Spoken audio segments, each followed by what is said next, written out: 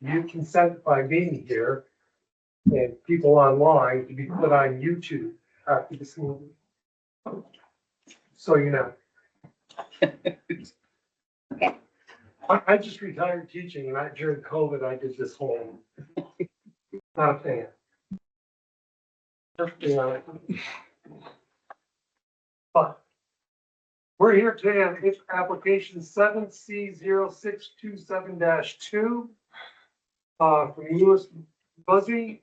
The project is generally described as an application for partial findings for approximately 5,000 square foot automobile service station and convenience store at 791 Main Street, Lindenville, Vermont. The applicant is only seeks partial findings under criteria 1D and 1E. We're going to talk a lot about flooding tonight. So what we're going to do is I'll ask the applicant to give us a brief overview of the project. Then we're going to talk about party status. And then we will swear everyone in who's going to speak and has party status. And then we're going to have a hearing. Okay. I'll turn it to you. Fair enough. For the record, my name is Jeff Oleski with Catamount Consulting Engineers. I'm the civil engineer for the project here on behalf of the owner, Joe Bootsy, Louis Bootsy. And it sounds like the commission would prefer me to give just a brief overview of the proposed project at this point. Is that the request? So as you mentioned, Chair, we're looking at the property at 791 Main Street on the southwest corner of Routes 5 and Route 122 in Linden, Vermont. What the project proposes is the official final formal removal of the old Lindbergh Motel that used to be occupied at the property, along with a couple accessory uses structures. And then ultimately the construction of a new 5,000 square foot, roughly, gas station convenience store. That would also be supplemented by 8 fuel station standard fuel and canopy, as well as a 2-station diesel canopy with some revised access, parking, and utilities to supplement new use. Thank you. Any general questions on that? We should do just an attendance. Yes. And a roll call and deal. So I'm Eugene Reed from Canaan. Nicole Danielle from Hardwick. Keith Johnson from Lindenville. Kevin Anderson is our district coordinator. So who's in the room tonight? And then we'll ask people on the screen to go. So I'll start with Dave. Yeah, Dave Snedeker, Director of the Northeastern Vermont Development Association, the Regional Planning and Development Corporation for the Northeast Region. I'm Colby Martino. I'm an adjacent landowner. I own the storage units to the west of the project. I'm Rebecca Pfeiffer. I'm with the Vermont Agency of Natural Resources. I'm the head of our floodplain management in the Rivers program.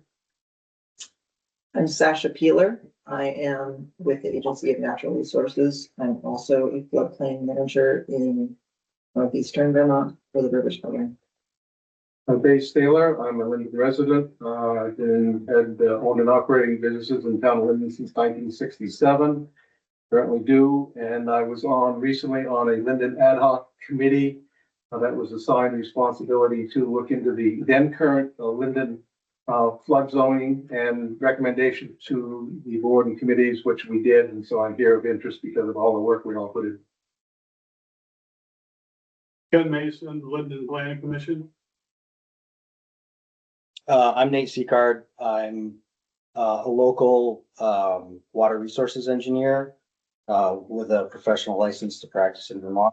And I've participated with the community over the past 5 or 6 years, including being on the town's subcommittee for flood resilience study and working with the folks that work to redevelop Linden's zoning regulations.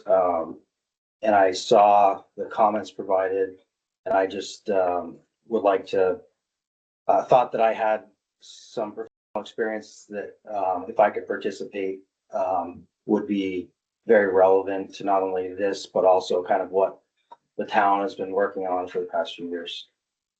Hey, do you represent the town or are you representing yourself? I'm representing myself. I'm Marty Feltus, a Linden resident and chair of the so-called Hazard Mitigation Committee in Lindenville. And we did 2 flood studies recently, to try to give us some ideas of how to go forward with mitigating flooding issues in Linden. I'm Louis Bootsy. I'm the reason you're all here. Mark Bean, I'm sorry, Mark Bean, I'm a adjoining landowner. Over. I'm Judd Kratzer. I'm with the Agency of Natural Resources. I'm a fisheries biologist within the fish division of Vermont Fish and Wildlife. Okay, we'll go through the remote participants. Let's see, I'll call your name or number, and if you can unmute yourself and introduce yourself, that would be good. We'll start with the one person calling in by phone. Mic should be enabled. Phone number 802-535-5924. 14. 42, thank you. And it's *6 to unmute your phone, I believe.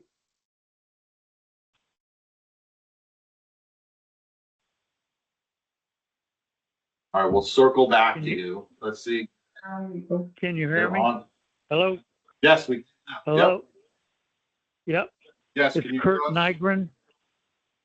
Yep, go ahead.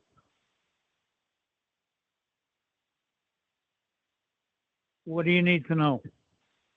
How about how do you spell your last name? And if you have an email address, that would be great. I do. Last name is Nygren. My email address is DIE, T as in Tom, Z as in zebra, dog, DOG, @gmail.com. Okay, thank you. Mr. Brady. Oh, I got a lie in my apologies. You should be good now.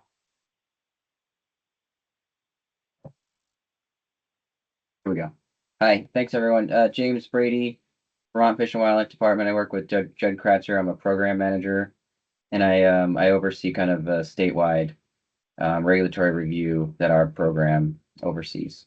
Thank you. Curtis Carpenter.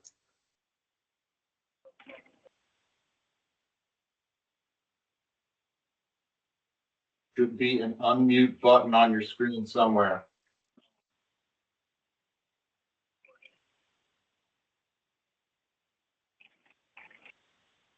We'll circle back. Ms. Johnson.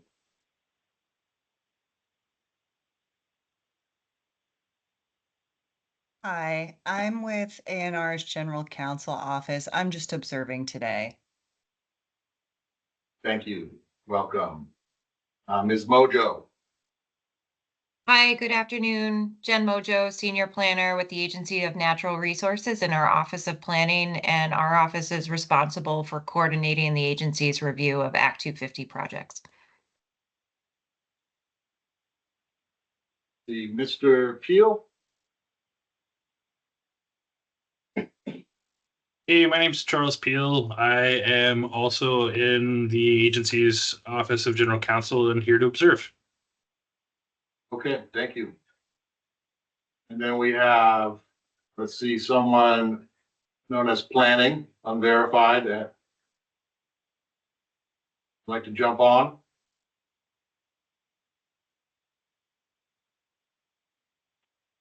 Not hearing you, if so. And finally, there's a zoning on our list. If you'd like to unmute and introduce yourself.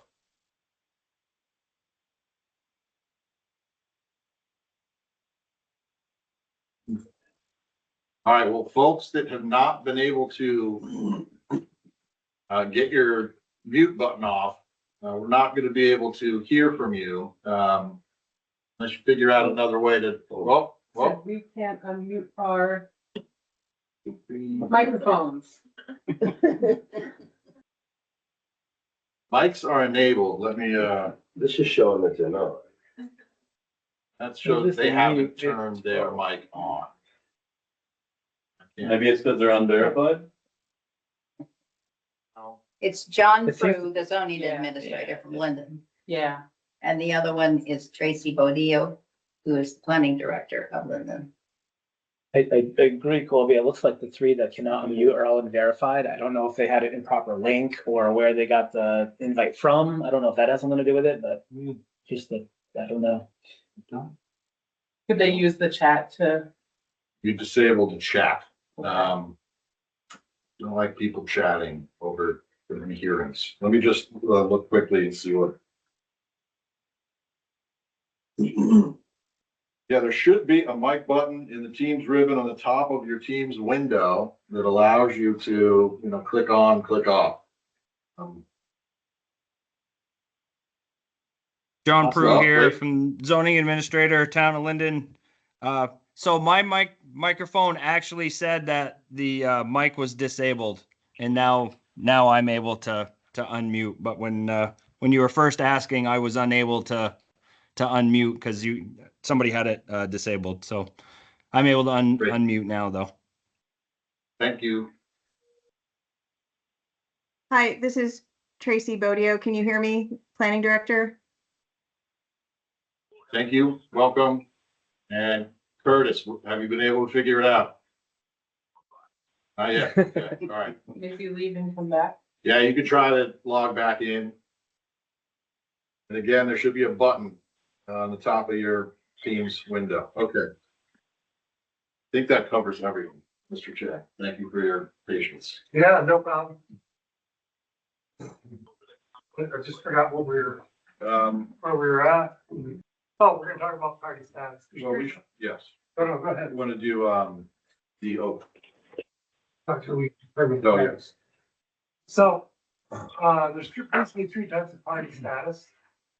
Statutory parties, municipalities, the state, all are granted party status, speak the hearing.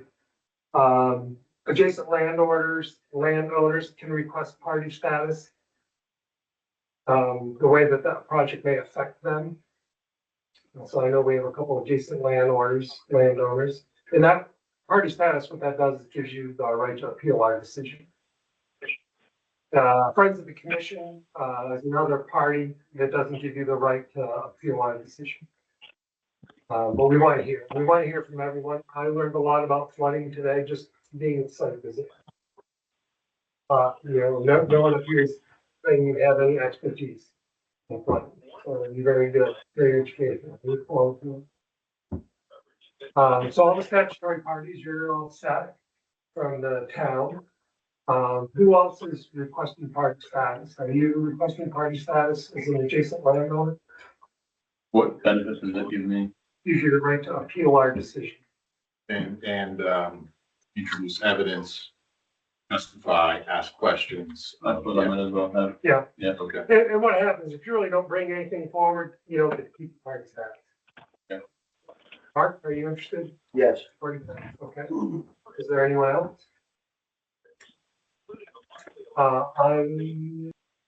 Everyone on the screen is. This, Nygren is an adjacent.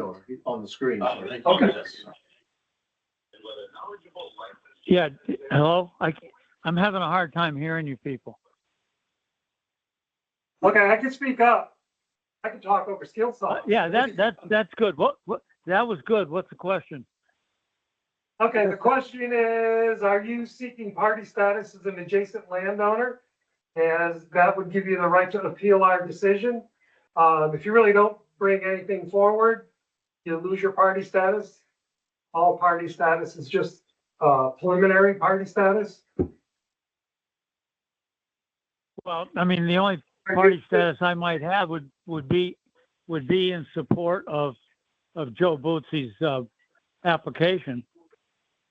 Yeah, that's fine. I have no issues with it. I'm strictly here to support him. Okay. Well, like I say, we want to hear from everyone, party status or not. So we will take a short recess, talk about party status, and then we'll come back. We won't go on.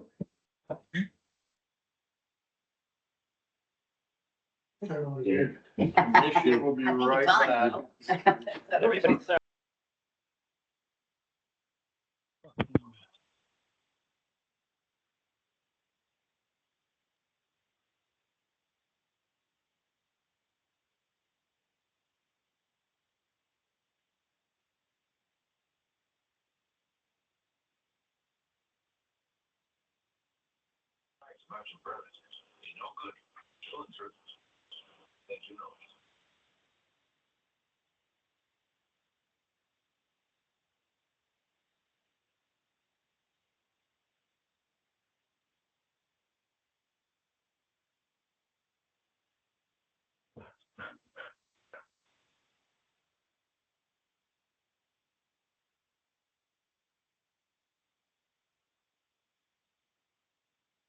Jesus Christ.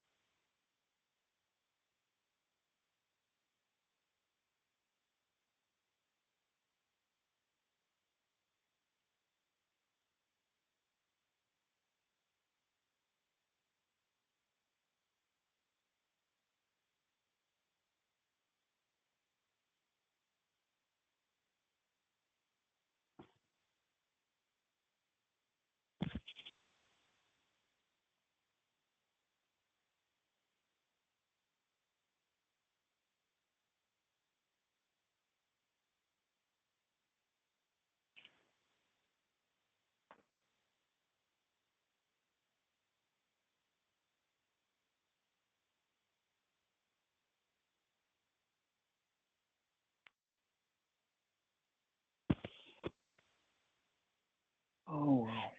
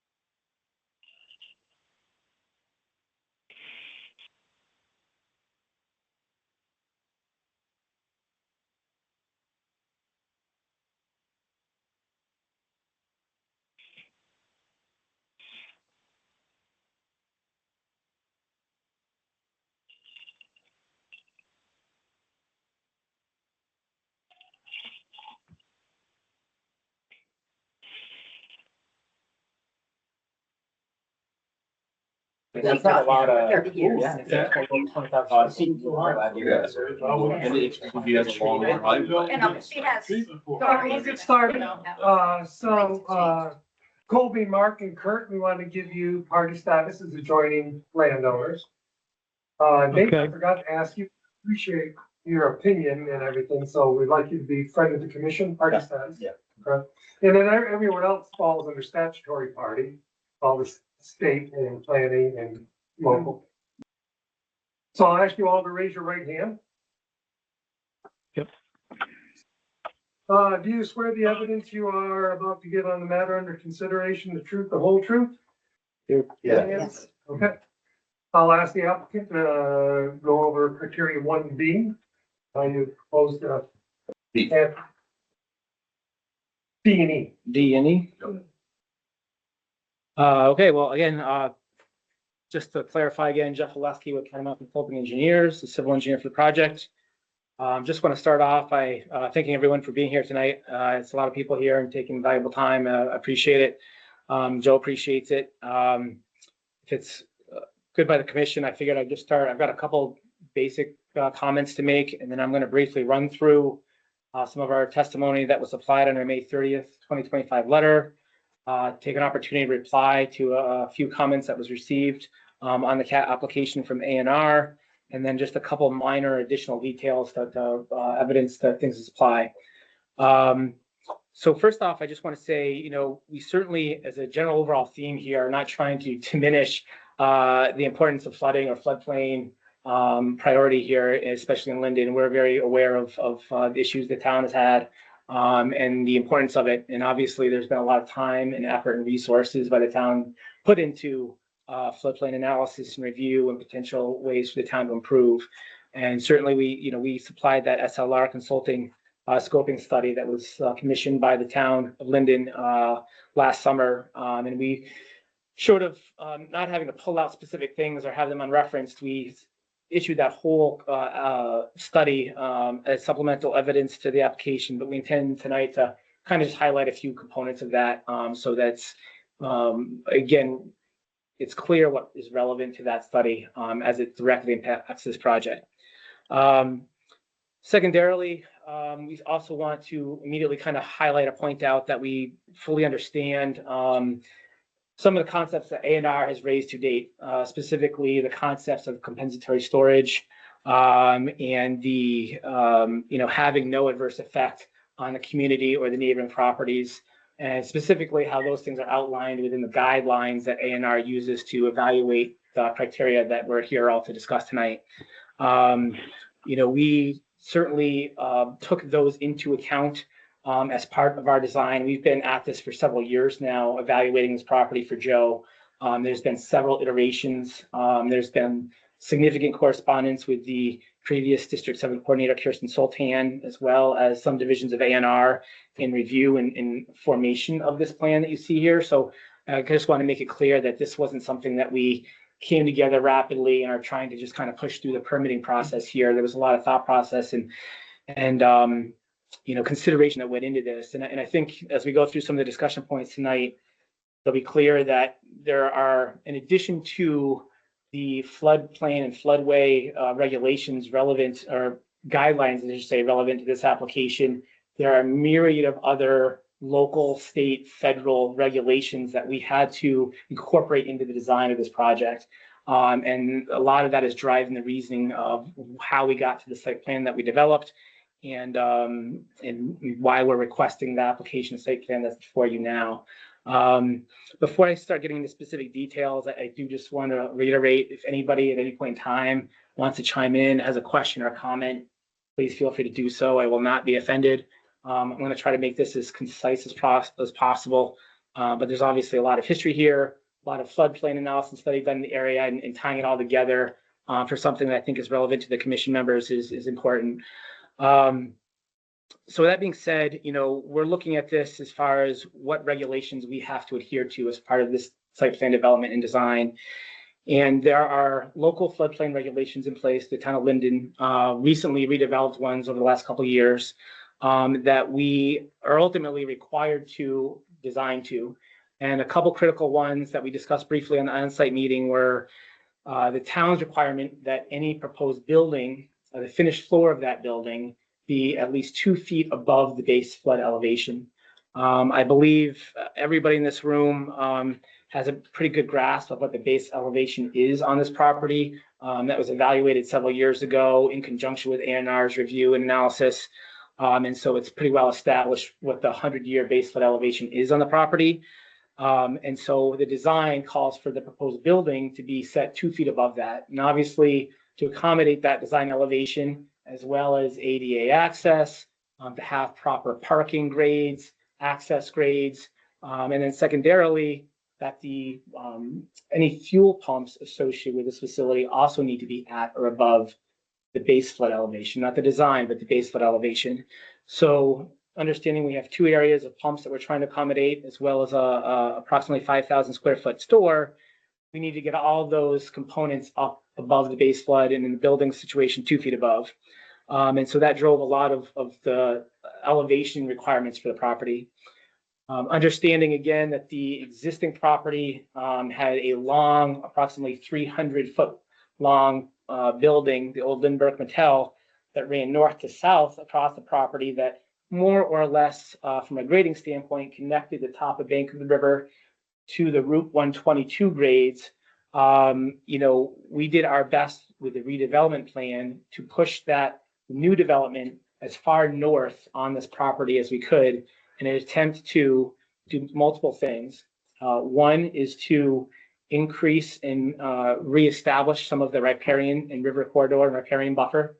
One is to reestablish some of the floodway, and we can get into the specifics on the plans here shortly, but widen and deepen the floodway within this river corridor. And then lastly, try to improve the hydraulics of the property from a standpoint, and we discussed this a little bit on site, but there's some concern or question about how the hydraulics of this site function as floodwaters cross over it. And we believe the proposed plan, although adding some fill to the property, has a good opportunity to increase the hydraulics of flow of the floodplain water across this property. And again, we'll get into the specifics of that a little bit. We'll just be kind of briefly review the plans. Another point I would like to make in general is that I understand we all did the site visit. Joe has done a nice job of taking an eyesore of a decrepit building that was falling down and removed that for us, and we claimed a lot of that property. But we are dealing with a property that has a pre-existing commercial development on it.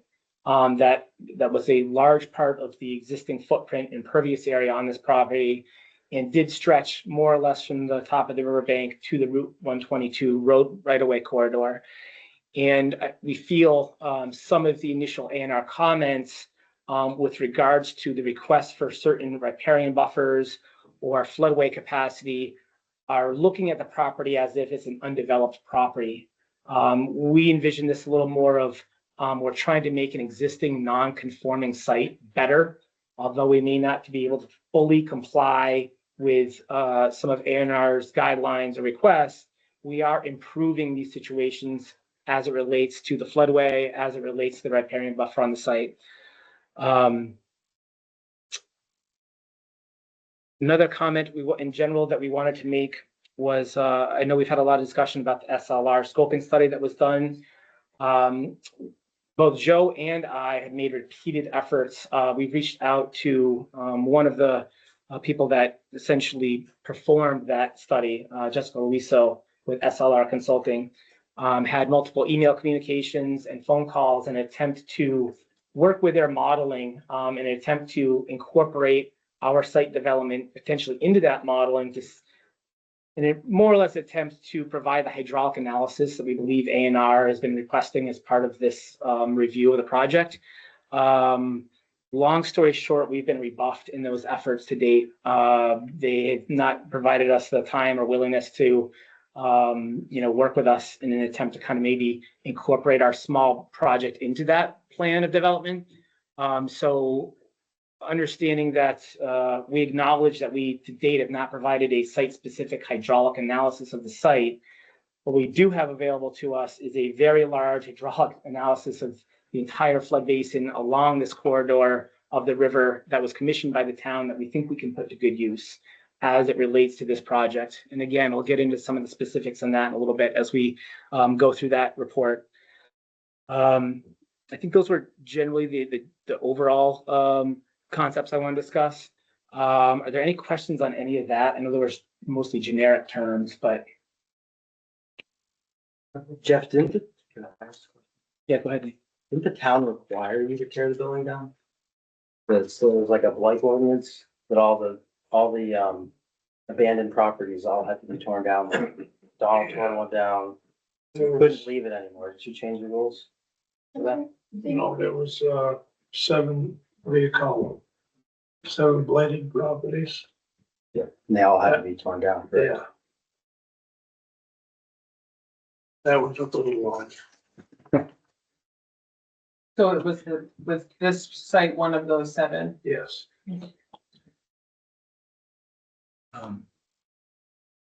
Anything else? Okay, I'm gonna just reference, again, this has been previously submitted to commission, but a letter from Catamount Consulting dated May 30th of 2025. Essentially attempted to give a brief overview of the project and specifically address the criteria 1D and 1E criteria.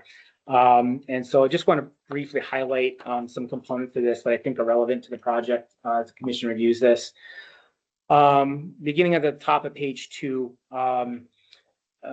again, referencing the fact that this project has developed over time. We had obviously had quite a bit of correspondence with A&R staff over the last several years. In the initial plan, from what we had initially proposed to what we're proposing now, we've reduced the amount of fill that we're proposing from about 3,350 cubic yards to 2,250 cubic yards, or roughly a 33% reduction. And I just want to point that out in that as you look at the cross sections, you look at the cut fill analysis, we've tried to do our best to only put in as much fill onto the site as we feel is necessary to accomplish all the other regulations that we're attempting to comply with.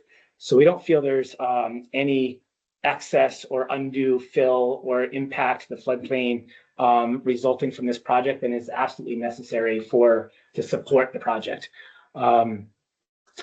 Moving on to some of the other things that we feel that the proposed plan has benefited the area from, and it calls on to the second bullet point on page 2 is, again, we've removed quite a bit of impervious impact from the river corridor, the floodplain, the floodway, by removing those existing buildings and ultimately removing the in-ground pool foundation that we looked at when we were on site. And we are going to be removing a lot of fill material that was previously set in there as part of this project. I know there were some comments on site about maybe digging a hole to offset other fill on the property isn't necessarily consistent with the intent or improving the floodway or floodplain in any scenario. But we actually feel in our case, we have not created a hole in that location. We haven't dropped grades down below anything that wasn't already pre-existing as it relates to the other areas or fields on the west portion of this property. So we don't feel that we're necessarily creating a hole to offset some of the fill. We just feel we're trying to reestablish the flood basin and the floodway within the existing floodway as it's shown on the plan. We certainly are also interested as part of this project. Again, we were looking at the property, that existing pool footprint, I believe, was about 20 to 25 feet away from the top of the bank. The old Lindbergh Motel was approximately 35 feet away from the top of the bank. And what we're proposing to do is reclaim that area to a distance of about 80 to 85 feet away from the top of the bank. And we are certainly more than amenable to looking at reclamation or landscaping plans that would further increase the benefit of reestablishing that riparian zone or buffer as part of the final design of the project. Moving on to the next point. And again, this has a lot to do, we were talking about not only fill, but also how floodwaters move or travel and hydraulics behind them. And we talked a little bit on site about how that existing motel, given its orientation in north-south direction, really created an artificial berm from our perspective as it relates from the top of the bank to the Route 122 road corridor. And by removing that berm and essentially dropping grades on the south side of the proposed development and a little bit on the north side, we feel we're ultimately providing better hydraulics of the site as floodwaters flow from the east to the west. And kind of one way I look at this, I don't know if anybody's ever been to Echo Center up in Burlington. I have a couple of small children and I take them there periodically. And they have this little wooden tray that essentially water sheet flows over. and there's pegs all in it. And you can take plastic pieces of a polymer and you can set them in different configurations, and it manipulates how the water comes and sheet flows down over this in a cascading effect. And obviously, if you put those in a row and you build a dam, essentially, that water builds back up and then ultimately overtops over the top of that. Whereas if you take those and you put them in a vertical component in different direction, those components are still going in there, but they're not really impeding the flood water. And that's kind of how we envision the hydraulics of this site working, where we're adding some, and what we believe is a relatively small, again, a little over 2,000 cubic yards of material on the north side of this site around the building footprint in the diesel pump. But we're opening up some flood capacity directly to the south, adjacent to the river, as well as to the north, where the old Lindbergh Hotel North portion used to be, and providing some avenues for that water to bypass the site. So we think that although we haven't had the ability or don't have the capacity to provide a site-specific hydraulic evaluation of this, when we get into some of the hydraulics that we witnessed with the SLR study that we're going to bring up here momentarily, and then relate it to the hydraulics that we have on the site, both now and after, we think that there actually is going to be a potential improvement in hydraulics on the site, as opposed to a negative impact or an adverse effect on the floodplain as a whole or the adjacent properties. Sorry. Yeah. Just relative to the site when it had the hotel motel on it, right? Correct. Right. Yes, exactly. Pre and post. So not necessarily as the site sits now, but as it has historically functioned and it impacted the community versus how we feel the proposed site will have an impact on the floodplain and the surrounding properties. Moving down to our letter, the last paragraph really gets into the other regulations that we needed to adhere to as part of this project. And I touched on them initially a little bit, but one was Article 11 of the town of Linden zoning, the zoning bylaws as it relates to the flood hazard regulations. We have a couple of people here, obviously, that are very intimately familiar with those, and they may be able to chime in at some point this evening in support of this. But those regulations were set in place, but they don't require a compensatory storage requirement as the guidelines within the ANR guidelines do, but they do have requirements as it relates to elevations that need to be established in a proposed building or in a gas pump. And again, not to hammer that home, but that's what ultimately drove some of the fill going into the site in order to comply with those regulations. The other one, as it relates to other regulations we need to comply with, are the Agency of Transportation. And again, I apologize if I'm repeating some information from the on-site meeting, but we are attempting to provide a facility here that not only provides gas to the community, but also has the capacity and the ability to functionally provide diesel gas to large trucks, tractor trailers, things that have very large turning radii and require big traffic movements. In order to accommodate that on this site, we thought it was necessary to provide essentially two means of access to the property, one on Route 5 and one on Route 122. There currently are two curb cuts there now. Historically, there have been three, maybe four, way back in the day. And so things have kind of dwindled down as things have evolved out there. But we feel it in order to, keeping in mind that there are things at play such as pedestrian safety, separating standard vehicles from large truck traffic, and providing sight lines for large trucks to get in and out of the site without having to do on-site turning maneuvers that would require larger areas of pavement or more fill to accommodate those maneuvers. What we've really done is provided designed a site plan that allows trucks to come in off of one curb cut, come off of 122 or Route 5, immediately kind of enter the site without any large turning movements, directly go to the diesel fueling canopy or fueling location, and then pull out almost immediately to the opposite curb cut and exit the site in any direction. And the nice thing about that is it removes all the standard vehicles and pedestrians and clients or customers that'll be using the facility, whether it's the convenience store or the standard fueling pumps, from really ever having to interact with those large trucks. One unfortunate component of that is that by AOT's access management requirements, those curb cuts are ultimately required to be as far away from this intersection of the Route 5 and Route 122 intersection as possible. That's obviously a very well-traveled intersection. It's a gateway from Linden up to Burke and then north onto the interstate. And there's a high volume of vehicles that go in and out of that area, which is certainly one reason why Joe feels it's a very good place to put a convenience store and a gas station, and we do well there. But unfortunately, in order to accommodate those two curb cuts at that location, as well as engineering the proper vertical curves for large trucks to get in and out of the site without bottoming them out or going down too steep of a grade to come up, we had to fill in a little area essentially to accommodate trucks coming in off of 122 or getting back onto 122. So again, just trying to rationalize and contextualize why we're putting some of the fill in that we are. Next component, I think of the letter we have here on page 3, the last section.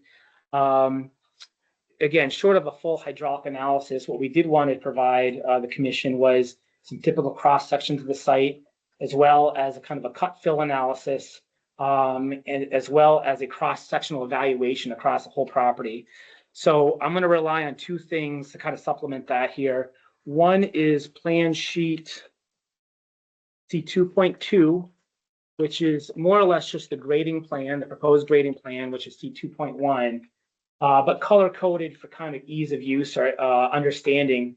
And what that plan does is it attempts to highlight the areas of cut or fill in a graduated way so that it's kind of easy to determine where the fill is going and where the cut's coming. So when you look at this plan, the blue areas are areas of proposed fill. The red areas are areas of proposed cut.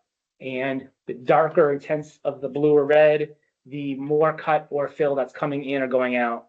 And then the second component is this cross-section fill analysis diagram that we supplied that really provided 3 cross sections across this property, perpendicular to the Passumpsic River, one kind of on the far east, one more or less in the middle, and one on the far west of the lot.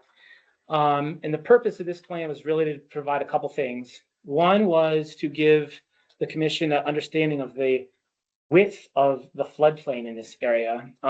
This is as you get to the west of the Route 5 bridge, which we believe to be kind of a pinch point within the Passumpsic River corridor, where things kind of get jammed up, backed up, because it restricts flow there, not only the bridge itself, but debris getting lodged in the piers, as we witnessed when we were on site there, has a way of backfilling things up and flooding the area to the east, as far back up as the trailer park, further up the river on the north side, as well as to the south as well. And if you look at that plan, what we've done is everything you see in blue there more or less represents the approximate 100-year base flood elevation as it was relayed in SLR documents or scoping study. So we more or less took that and overlaid it on our plan here. And the purpose of this is related to a couple things. One is to show the overall width of the floodplain, where we don't have a steep, sharp river corridor here. We have the river basin itself, but then on the top of that bank in either direction, we have a very wide floodplain area. And we've provided some widths here, but on average, as you cross-sectionally go across our property, we average 1,880 linear feet of width of this property, of the floodplain in this area. So almost 2,000 feet wide. Our area that we are filling, which is highlighted in yellow on this plan, is ultimately the area that we are introducing fill onto the site to support the project, the building, and the access onto the land. When we take our average fill and the fill going on the property and look at how much is on average is going in within that yellow area, it amounts to about 0.72 feet. So a little over half a foot of average fill going in that area. We're not talking multiple feet here.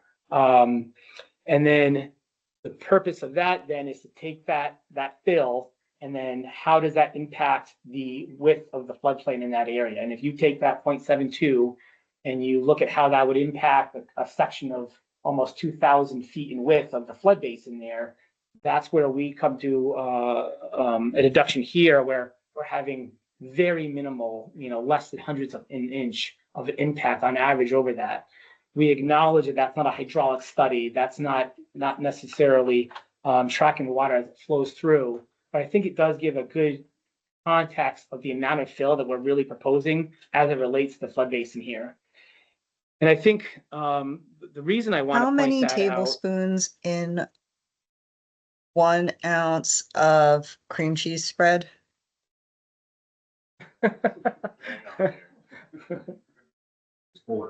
Folks, yeah, remember to mute your mics. Or I will mute them for you. Thank you.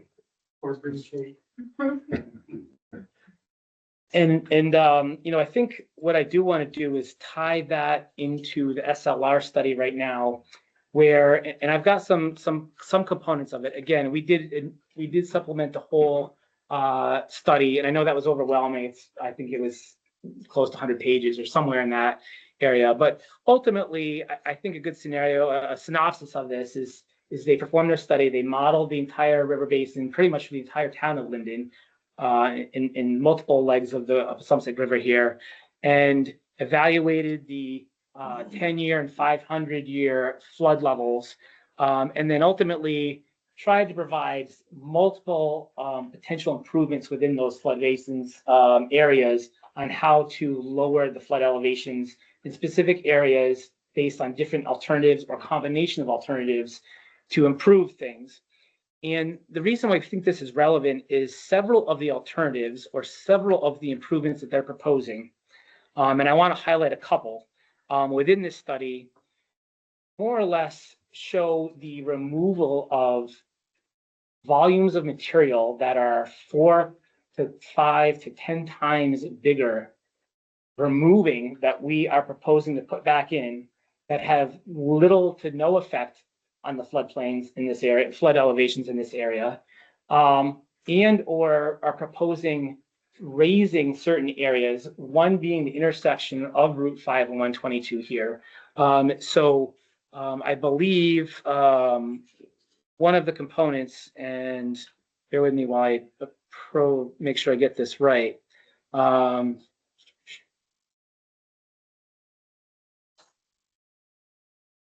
So I believe it's alternative 5, which essentially alternative 5 did two things, in addition to a variety of things. But one is it raised the intersection and added a significant amount of fill to the Route 5 122 intersection. Unfortunately, they don't give a specific volume of material there, but they give an area. And we, based on the contouring and the gradation of the colors within the site plan on here, we've calculated they're talking about putting in roughly 10,000 cubic yards of material in that intersection to raise it up to get it out of the flood levels. And then additionally, they've talked about removing 2 to 6 foot average of fill directly on Joe's property as alternatives, both 4 and 5 are incorporated into those alternatives. And when we look at the area that they are proposing to remove that fill from, and we said an average of 4 feet of fill removed based on a 2 to 6 foot number, again, they're talking about removing 10,000 cubic yards of material. When again, so taking away 10,000, adding another 10,000, and then again, the scale that we're talking about is a little over 2,000 cubic yards of material. Those, when you look at their summary of impacts to both and again, granted, this is they only looked at a 10-year flood level and a 500-year flood level, but we're getting impacts of literally 0.0 feet or 0.1 or 0.2 feet for a variety of impacts or improvements that they're attempting to make here. So I think two logical deductions are: one, if something's going to minimally impact a 10-year flood limit and minimally impact a 500-year flood limit, it's probably going to minimally impact a 100-year flood limit if you kind of extrapolate between those two dots. And that two, that if we're talking about improvements or modifications to the river basin on that scale of tens, and I believe and maybe you might, Marty, you could might have a little piece of information for me on this, because it's nothing I could find immediately. But you discussed about the old town garage, them removing quite a bit of material from there, and how that would have maybe a half a foot of impact or improvement on basin. I remember when I was sitting in the SLR presentation, I believe they talked about hundreds of thousands of yards of material coming out of that area in order to get that level of effect. Unfortunately, I couldn't find it in the documentation, but it was significant. I think it was an average of 3 to 4 feet over approximately 2 acres. Yeah, so a much bigger area than. However that calculates out, I don't know. Yeah, But, yeah. Thank you for that. So that's put in the side. No, that's what I recall. You know, so we just want to highlight some of those alternatives and how that relates, we think, to our project, and how we feel what we're proposing is ultimately not going to significantly increase the flood elevation in this area, nor have a negative impact to the surrounding properties. So that's kind of a summary of the material we've submitted. I don't know, I certainly brought along and have some comments or questions on some of A&R's testimony they provided to the application. I don't know if it makes more sense to have them present their information first so that we can discuss it after, or if I should dive into my comments now. I guess it's whatever pleases the board. I'd like to hear, Rebecca, are you gonna address? For 1D, yeah, for 1D for floodways. Yeah, okay, let me get out of your way. Rebecca, if you want me to pull up something on the screen, just let me know. And if this works, part of why Sasha joined Oh, okay. is that you might be able to bring something up. Yeah. But if I can also use the materials here and the flood study data from SLR as well. I'm not sure if you have that handy, or if Jeff I think has that. Yeah, I don't know what specifically Jeff and or you would want to talk about, but. Yeah, this, just more the site and the bill and the proposal. Yeah. I think Kevin has all this, if Yeah, I mean, I can do it, or I can make you a presenter. So why don't you start, and then if there's an issue, then I can jump in. Just for Give me smoothness. a little Yes. lead time. Yeah. Sure, yeah.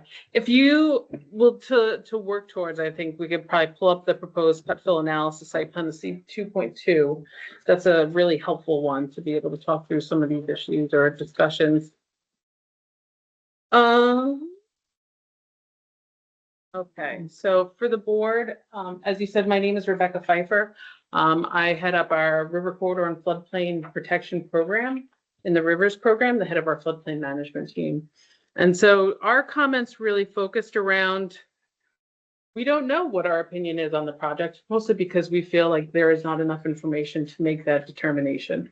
So in the absence of that information, we're asking for either more of that information, but in the absence of that, we feel like we wouldn't support the project, but we're just asking for that additional information to be able to understand the impacts of the project on flooding in that region and that whole area. That whole site has a long history of flooding a very long history. I know that there's lots of big floods in 96, 2000, 2001 that flooded the motel that was on the site. And we know that it is a site that had repeated flooding that disrupted the service of the motel a bunch of times. So what we do at the Agency of Natural Resources, when we review and provide comments to the District Commission, we review them according to the statute for Criterion 1D, which is floodways. And the criterion that we have to review it against is flood hazard areas and river corridors. A permit will be granted when it's demonstrated by the applicant that in addition to all the other applicable criteria, the development or subdivision of the lands within a flood hazard area or river corridor will not restrict or divert the flow of floodwaters, cause or contribute to a fluvial erosion, basically riverine erosion, and endanger the health, safety, and welfare of the public or riparian owners during flooding. And so that's the criteria that we're required to review it against. We do have a procedure that we have. I'm thinking, Jen, probably we've cited it in our memo, and if it's not been entered into evidence, then we can provide that as well. I think the big piece, the big picture, kind of zooming out of the details of the project, I think there is the existing motel site. And as we've worked with the applicant since 2017, 2018. It's been a while that it's been in the works that you've been working on it. And so, you know, we've acknowledged there's the hotel site, the motel site that's been on that site and that you're working around it. I think Jeff pointed out at our site visit, we had some stakes that were up on the site that said, this is about the height of what the motel was at on the property, and that's about the base flood elevation. The flood maps from FEMA support that and show there is kind of this bubble that's outside of the flood hazard area, right in the area of the motel. And so that mapping supports that there is a part of that motel that is basically considered already above that flood height. And so adding more fill or encroachment on that area is not probably going to be affecting any flood heights, because the idea is that the water wouldn't be able to reach any building or development in that central part of the site. You know, the comment and the orientation of the motel site, I'm just kind of pointing here. I don't think the old footprint's on there, but you can see. Is that last, see that dash line there? The lighter gray Yeah, the dash lighter line? gray. It's kind of hard to see on this. Okay. Yeah. It shows up on 2-1, I think, right? Maybe. Let's see. Here's 2. 2 just has, oh, you can see, yeah, you can see a little bit better on 2. Yeah, You can see it in the cut bill. If you don't mind, I could go up to the screen. If that's helpful. Okay. So the existing motel site, On your step. I know, cords everywhere.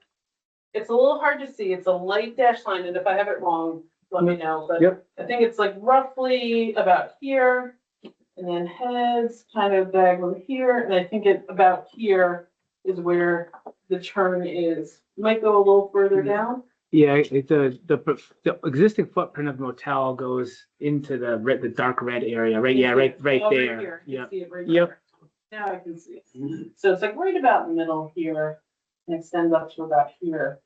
And so it is, just like Jeff was talking about on the site. It's kind of like a big berm that hinders the water from flowing this way across. The water hits it and kind of stops flowing across.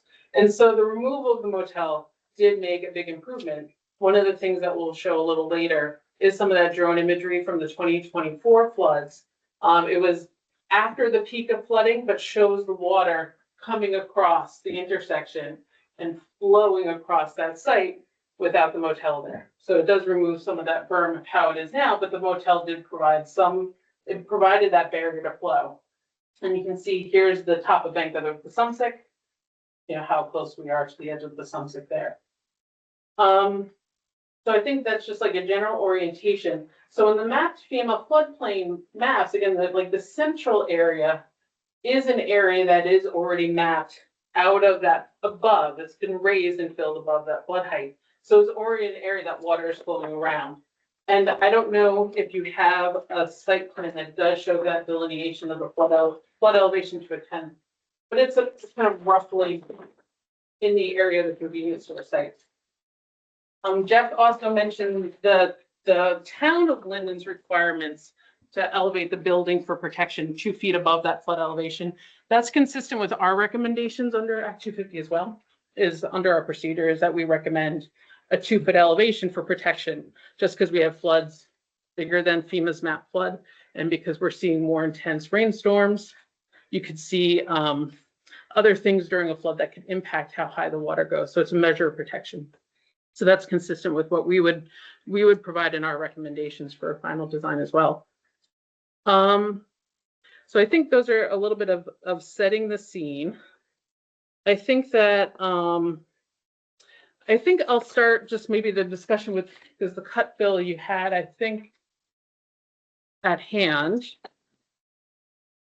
Yeah, I might just go back up there. Might just be easier. And I'm not sure if folks online, if they can hear, and I can speak louder. But I think our concern is, so it is an improvement to have the building gone. There is new fill, and I think one of the key pieces of that is that the fill extends significantly further across the site. And I understand the reason from your design standpoint of why you would do that. But I think in terms of when we look at the FEMA maps, the map shows flow across the site here that's kind of tied to the Sumsick River, but it also shows flow coming this way through the site. from across by the manufactured home park.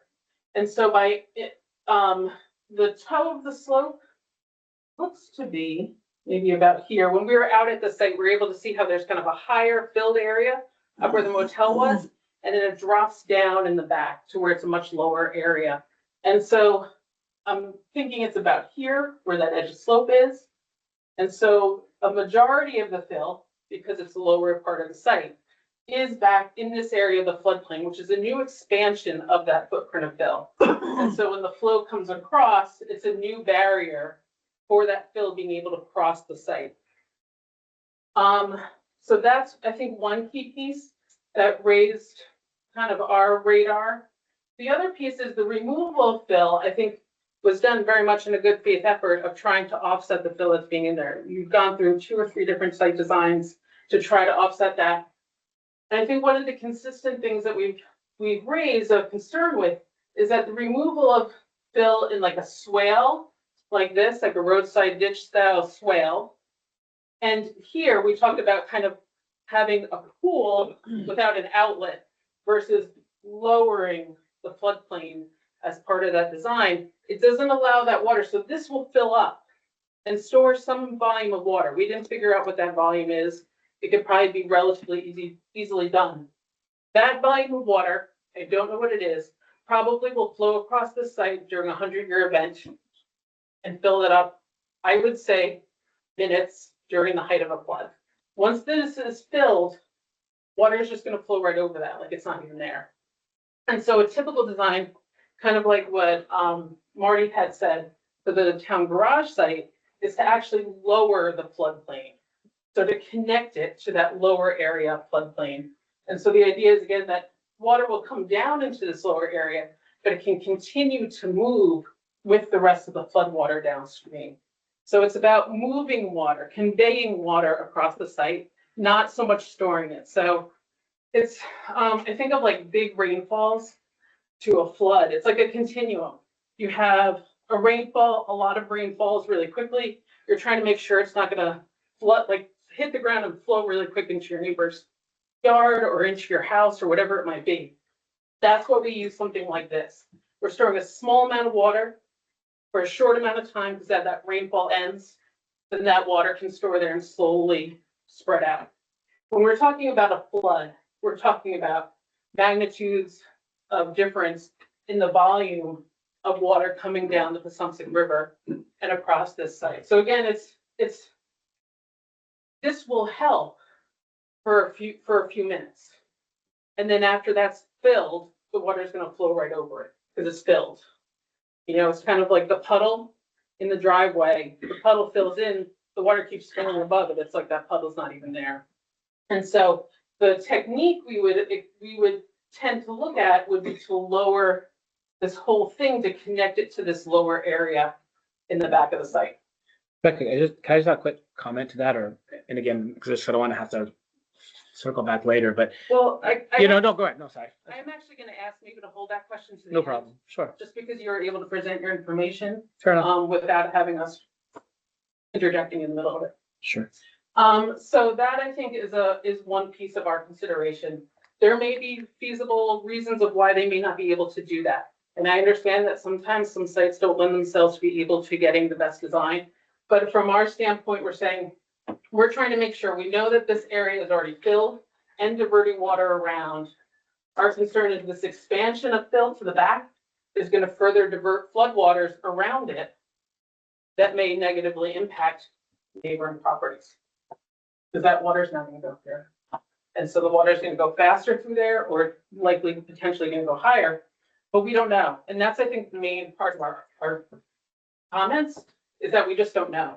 And part of why we routinely, whenever we're looking at projects of this size, where we have a relatively large amount of fill or new building proposed, that we typically ask for an analysis to say, we just want to make sure this isn't going to make things worse. So we're not saying we're absolutely opposed to this project as it is and where it stands. We're saying we don't know what its impact is and whether we can't make findings as an agency under 1D.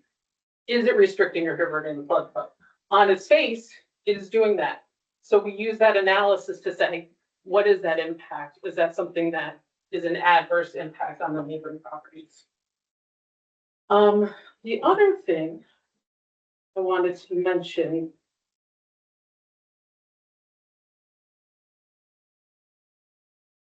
So the other thing I wanted to mention, we talked a lot about the SLR study, and the one that they did for Lindenville as a whole. We talked a little bit on site that part of our thought is that while there are projects going on in Lindenville to help reduce flood heights, which is great, which is amazing, that it's a lot of work and it takes a lot of time to develop these projects, and they cost probably millions of dollars to execute. And so what we're trying to not make things worse. I think that's our baseline, is we're trying not to make the flooding worse. And so from our standpoint, we don't want to say, well, because they did a flood project up here to reduce flood heights, we can now fill in this area down here. We're trying to offset that impact so that it doesn't have an impact. And so that this project could go forward maybe with a redesign or potentially as is, if we see that there isn't an impact on those flood heights and velocities. So the other piece of that with the SLR study, the flood levels that they used, the 10-year event and the 500-year event. The FEMA flood elevations that we use, that the town of Linden uses, that we use, is called the 100-year event. It's a 1% chance of happening in any year. So you have a jar of marbles, 100 marbles. What's the, 99 green and 1 blue. What's the chance of flood the blue marble? And you do that every year. So it's a rare event, but it happens. And so in that 1% annual chance floodplain, they didn't map that. The other thing is that when they mapped this area, they flew the LiDAR, the mapping, without the motel and homicide. And so all of their impact analysis on the reduction of flooding is assuming that nothing is there, like you saw today on the site visit. So it's not assuming the motel was there. It's not assuming that the spill is there. Again, potentially diverting that water around the site. And so it sounds like maybe SLR wasn't receptive to doing some of that mapping, but I don't know what the agreement is with the town of Linden. If the town of Linden owns that model, they may be willing to provide that to the applicant. Another firm can also do that. The main thing that we look at is if someone has a professional engineer license, are they actually qualified to do a hydraulic engineer? Do they have experience doing it? And do they have the ability to understand the implications of the model? Because you can model it similar to how FEMA's done modeling. We also use modeling similar to what SLR used to look at impacts of projects. Sometimes it can be less expensive and provide a better insight of the details of how it floods. So we don't always have to do the FEMA style model. Sometimes a more simple model can be enough to tell us, where we're at. And I think one of the things in our memo we mentioned is, and this was an offhanded comment, not on the record, but the comments in a previous meeting we had earlier this year was the impression that there was an anticipation that the project would have an impact. That was the comment that we heard in a meeting. And so I think it lends again to our stance of we're not opposed to this project because we don't know what the impacts may be. And so can the site be redesigned in a different way? Maybe, maybe not. Is the project having an impact? We don't know. And so we're kind of at this point more at a neutral standing. And if we're asked whether or not it meets 1D from our standpoint, we see that it is restricting and diverting floodwaters. We don't know the impacts, but by restricting the flow of water across this back part of the floodplain is going to push water right here closer to the property line. And although the 24 flood in this area was bigger than FEMA's 100-year event, the storage units did flood. The storage units had been built 20-something years ago, and we had elevated them to the flood elevation. And so I remember we talked about that, this area right where the storage units are is about at that FEMA 100-year flood elevation. And so our concern again is if the storage units are already right at that 100-year FEMA flood elevation, if we're pushing more water into this narrow area between the two properties, does that either create more erosion because the water has to go faster, like putting your finger over the line code? Does it go faster and erode that area? or is it gonna cause the water to go higher, potentially flooding some of the storage units? So I think that, and I think one of the points, that, talked about earlier, Jeff, you know, removing the wings of the motel site, I think definitely does help. But I think the concern again is that we are filling right behind where those wings of the motel were. And it's more the extension of the fill pad further down that property where there isn't fill now. That's the low area where the water can get around. And that's where some of the most volume of fill will be. So kind of not the connection of this low area to the rest of the floodplain to allow water to move and then blocking off this conveyance led us to issuing the comments that we provided. That on its face, it does appear to just divert and restrict flood flows, and that it does, you know, channel water closer to the neighbor. So our request is basically, we would like to see a hydraulic model that's completed to look at what those impacts may be. It may turn out that they're negligible and that they are pretty small. It may turn out that there is some impact, which we might want to try to look at it offset with the redesign.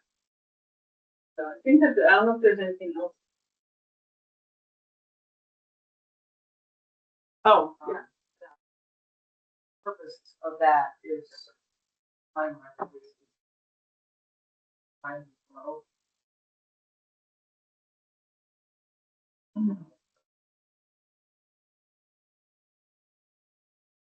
Thank you. Thank you.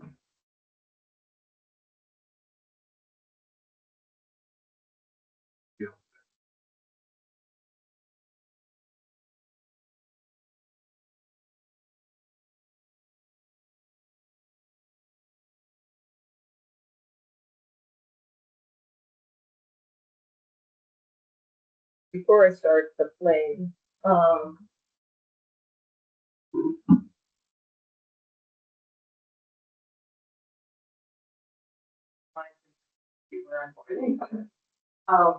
so back here is, we're looking down Route 5 towards the north. Back here is the motel site, in the covered bridge. In front of it, that's where the river channel is, where the trees are lining the bank. And I'm not gonna say much, but, you know, I think the main thing that that Rebecca and I wanted to, bring to your attention is just how flow is working, especially since at the site visit, we talked a little bit about how debris might be affecting, the flows. Yeah, so you can see, the debris, right by the bridge, and I hope folks can at least be able to appreciate there's some turbulence in the water, movement in the water along the channel, as we would expect. That's where, you know, the river is.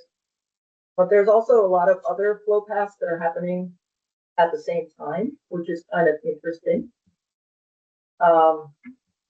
Bring us a little closer to the site. You see that flow happening at the river channel. So it is passing through on the river channel. You can also see rippling around the bridge here. So there's water that's accessing the floodplain after it's passed through High Bridge. There's also along the roadway here, you can see the white water, which is suggesting, you know, there's flow coming across this way. There's flow coming between some of the homes over here across the road into the site. As we get a little bit closer, there's flow coming from across the mobile home park, across the intersection into the site. There's flow even across Route 5 north of the intersection towards the neighboring home Then it's gonna turn here, and then I'm almost done.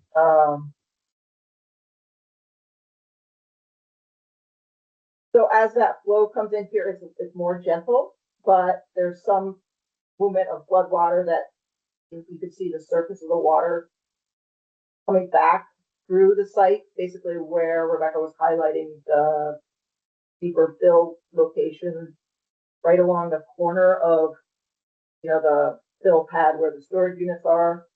Just re-entering in through here. And then you could see the movement there. And again, this is the river channel here. So that's mainly what I wanted to show, what we wanted to show. And of course, recognizing that, this is a unique flood event, but it's a higher flood event. And so we get an idea that, sometimes in my mind, I want to make floodplains, very simple, the flow is all going the same way down river. But in a complex neighborhood like this, you can see that it's moving in different directions. So that's why, some level of hydraulic modeling seems appropriate here. Some of the information that Jeff presented today was helpful. As far as like understanding where you got to, where, what you submitted. But our standard is to look at that hydraulic model whenever, the question that comes up as to would the project divert or restrict the flow. The one other thing I'm also going to mention, because we said it on site, but for the record here, we talked about the debris at Route 5, and just like you said, we could see that there was on the site visit today, debris caught up on the piers on Route 5, the Route 5 bridge. And so when FEMA models flood heights, they assume there's no debris or anything blocking that bridge because you can't know how much debris there may be. When does the debris come down? When does it block it? Does it block all of it? Does it block some of it? And so the modeling from FEMA that we use assumes like a best case bad scenario, best case of the bad scenario. And so it's this 100-year flood, but they're assuming there's no debris that's blocking that conveyance. And so I just wanted to point that out because there's a lot of comments about how there has been a ton of debris, that there's continually lots of debris at that bridge. And so from that, we, I think, can make some correlation that even if you have a flood like the FEMA 100-year flood event, 1% annual chance flood, that volume of water, if it gets blocked at that bridge, it's going to be going around, just like we're talking about with Phil. And so we can't assume, we can't know how much debris might be there blocking up Route 5, but it could make flooding worse. So again, we're trying to look at the best case scenario, and that's what we use as our guidepost. And so, but we're also acknowledging that flood could be worse because the Route 5 bridge is blocked because there's not conveyance with the culverts. If the dry bridge project doesn't go forward, there's the culverts that get blocked up that are allowing some water to flow through there. So, we're still using that best case scenario. And so it could be worse, it could be deeper. And then that additional fill could, again, that water is going to go around Route 5 and more water will likely be going across this site, which means that it could be deeper, flowing faster. Kind of the same effects that we talked about before. I think that is the main thing. Again, just assuming that like flowing water is different than water held in one spot. And so that's what we're looking at. Conveyance is like the movement of the water across the site. And I think there's been a lot of good faith efforts to try to meet the intent of what we're looking at. We're just trying to make sure, do those efforts actually provide the relief that we think they may, or is it not actually providing some of that relief on the site for making flooding worse?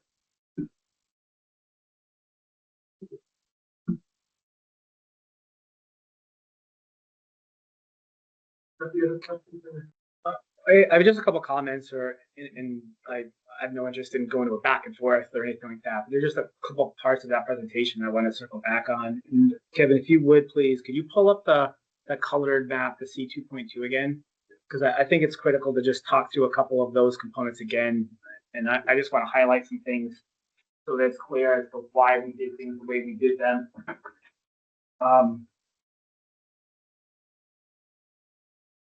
So what I want to highlight is kind of ties into what Rebecca was talking about, and I'll try to make it a little more clear just based on my knowledge of the property.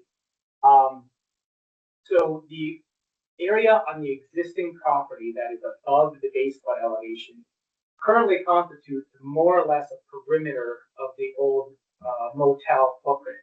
So right now, the area on this property that's above the base flood elevation, essentially this long strip of land that kind of runs along the foundation and then it ties into the access where the bridge connects.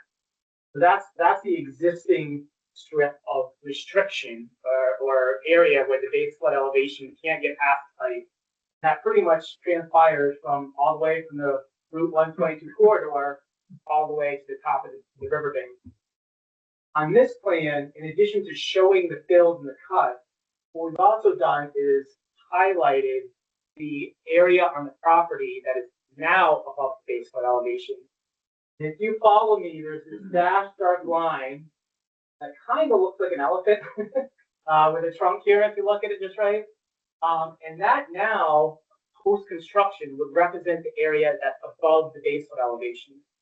And to the point we were making before, all that area really is the footprint of the building, the two gas canopies, or the gas fueling pumps that we have to get out of base elevation, and then the area immediately surrounding it, because we can't have a building that's 2 feet above the base flood elevation based on Rebecca's recommendation and the town's recommendation, and then have stairs going into the building, right? We have to get some grade up there for ADA access and whatnot and ramping. So that's only the area that we're requesting be above the base flood elevation. All the other areas around that, and obviously the red areas are areas that we're cutting in swales for water conveyance or trying to create some riparian buffer and floodway capacity here directly adjacent. But all the grades around that area, so even the area in between here and the area between the diesel and the access, you can see we drop grade down here and come back up. But we're only doing this at grades that are absolutely necessary to allow for that truck traffic to happen. So ideally, we fill this whole thing up to this one flat level area and it'd be very easy to function and use. But we've had to kind of balance the functionality versus trying to minimize the fill going on the site for that compensatory storage concept.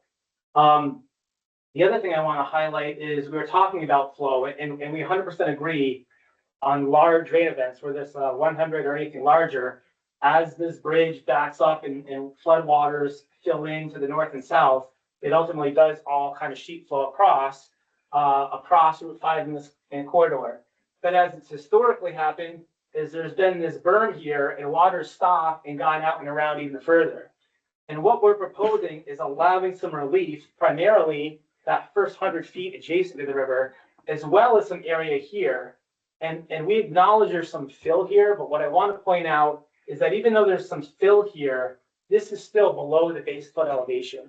So floodwaters have the capacity to now both transverse across the site to the south for about 100 feet, as well as the north, say 50 feet, and then get back to that lower floodplain level. So again, getting back to the hydraulics of it all, again, I'm a civil engineer. I work with hydraulics and hydraulic at a time. I would not consider myself an expert on the topic, but I've certainly done plenty of flood analysis. I've done flood mitigation works, emergency action plans, things of that nature. And, I definitely feel that what we're proposing, the fill that's going in, is not going to negatively impact the hydraulics of the site. And then just the last thing I want to point out is we understand this big red triangle here looks like a big hole in the ground.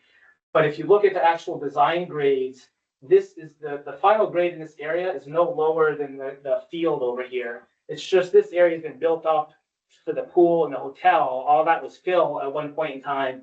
So we're just taking this opportunity to lower it down. Ideally, we would extend that cut further over to have some more transitivity between the two areas. Unfortunately, we still have, or at least at the time, we thought we had the covered bridge, that what was there at the time of the survey, it's our understanding is still going back, and access to that bridge still needs to be provided in some form or fashion. So we can't, we'd love to just extend this all the way over, and if we can, or we ultimately can, we will. But that's why we had to limit the amount of offset in this area, because we knew we were getting up against what potentially was a structure that was going to be either replaced or maintained. Anyway, I just wanted to share some of those thoughts, in response to. Sure. Yeah, absolutely. Yeah. What, can you remind us what was preventing this corner from being pulled back? I mean, I know you pulled it. I know there's like truck angles and things like that, and I'm not knowledgeable about that, but was there a reason why you couldn't just kind of like take that corner off a little bit more? I mean, we can certainly look at that. I mean, I know one thing we can immediately do is, this little rectangle here is shown as a dumpster recycling enclosed pad for, a fenced-in area. We certainly have the capacity to slide that. If we feel sliding it one way or the other would improve that. But the reason for the width here of the pavement is understanding that we've got tractor trailers coming theoretically in this way or in this way, working around the building and either getting gas and going out or going in the other direction. And we want to make sure with a large building that's theoretically 20, 25 feet tall, that standard vehicles that are coming in and utilizing this facility, kind of a circular motion one way or the other, if a truck's coming this way and a car comes in this way, they don't, collide, or there's enough room to provide them the capacity to pass each other without conflict, which kind of drives the width on the pavement there. There may be some potential for us to pull that in another 5 feet or something, to gain as much possible relief to that riparian buffer corridor as we can. But again, our interpretation is right now we've got development right up to up here and we're pulling it up to here, which is, again, I think as outlined in plans is maybe a 60-foot improvement or so, which is certainly, we think, beneficial for multiple reasons, obviously. And then the only other thing I did want to point out was there is actually a 100-year floodplain plan within the SLR documents that was submitted to the commission. I've got a hard copy here if you want to see it, but I think what it really does is just reinforce the fact that you can see the upland area that essentially is all the way, more or less the footprint of the motel, and how that looks compared to what ultimately we're calling, an upland area on the plan now. If anybody wants to take a look at that. Thank you. This actually does show, too, it's a good way of showing how deep the floodwater is here, because this is one of the deeper areas of the floodplain through here. And again, it's that extension of fill, so towards the back of the site. That again is a lot of the concern, is just that diversion and restriction of water across that back portion of the site. And maybe it doesn't have an impact with the access road being raised, even if it's below the base flood elevation, you're still pinching that water and doesn't have as much available area to convey during the 100-year event. So the water will go faster or divert around it or go higher. But a model can potentially show it may not have an impact. That's what we're asking for. That's the hydraulic study. A hydraulic study, yeah. So it's basically a study that looks at how the water flows across the land during different, you can say, okay, we're gonna estimate how much water falls, and that's what FEMA has in their flood study. They estimate how much water is falling during a flood event, how much water is expected across the floodplain. And then you can model what are the things that has to go around, go over, go through, and how fast is the water, where does it have to go? So that's what we're asking for, is better understanding of how this may impact that. And I think one concern from the applicant standpoint is starting from scratch to create that model. We're potentially talking tens of thousands of dollars of additional consultant when the town's commissioned one for the entire river corridor here that we have modeling on and for that, when we extrapolate changes that they are making to the scale of our project, we feel is not going to have that adverse effect. Yeah, other firms besides SLR can do that model too. Yeah. And typically 2D models are a few thousand at the most, if it's already started. Especially. Yeah, sure. One of the elements of 1D is the river corridor, fluvial erosion hazard. We haven't heard any testimony on that. Commission will need to make findings there. Can the applicant or A&R speak to the river corridor issue and whether the project complies with that element of 1D? Yeah, I mean, I can, for the most part, because of the existing, in the site plan, because of the existing footprint of the motel being so close, 20 feet away from the river corridor is more looking at trying to provide space and room, because we know the river will erode or potentially move. So we're trying to keep new encroachments, new development away from the channel of the river. Because there is that existing fill, the footprint of the motel, the pool, things like that, that was already there. So we're essentially honoring that footprint from a river corridor standpoint. My understanding is the new fill to the north of the property along 122 is outside of that river corridor. And so it largely will be neutral or potentially improve some level of the river corridor condition on the site, because that fill is being pulled back on as it's currently proposed, the area that we're looking at to the south side. So that's like pulling that footprint away from the river. That's a benefit there, because it'll have less of that close conflict from a river, from the movement of that stream channel, potential for that movement or pinching it down. So parts of the project are in the river corridor, but we look at it as basically being a neutral impact.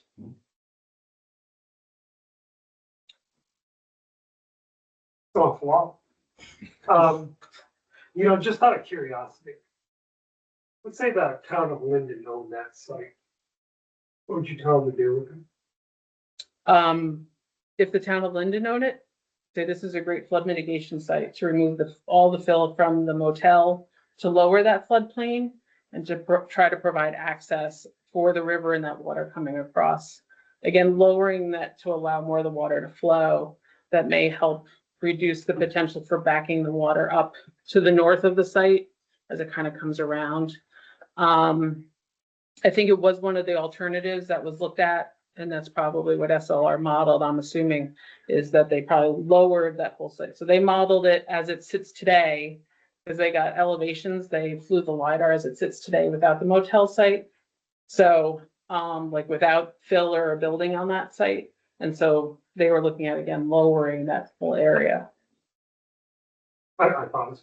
Yeah, I mean, it's a complex site. It's a really complex site. This whole area, I would imagine there's no one in this room that doesn't look at it and say this site floods a lot. And there's a lot of different things in here that are impacted by that flooding.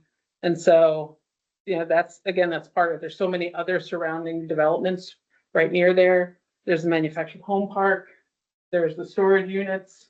There's the intersection. There's the development across the street. There's so many different things there's the home right across to the north.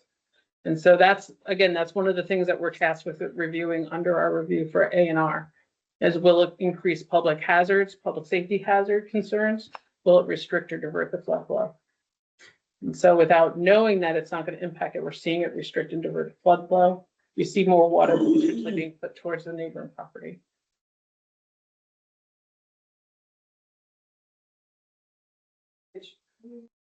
Who owns it or who's responsible for it? What is it?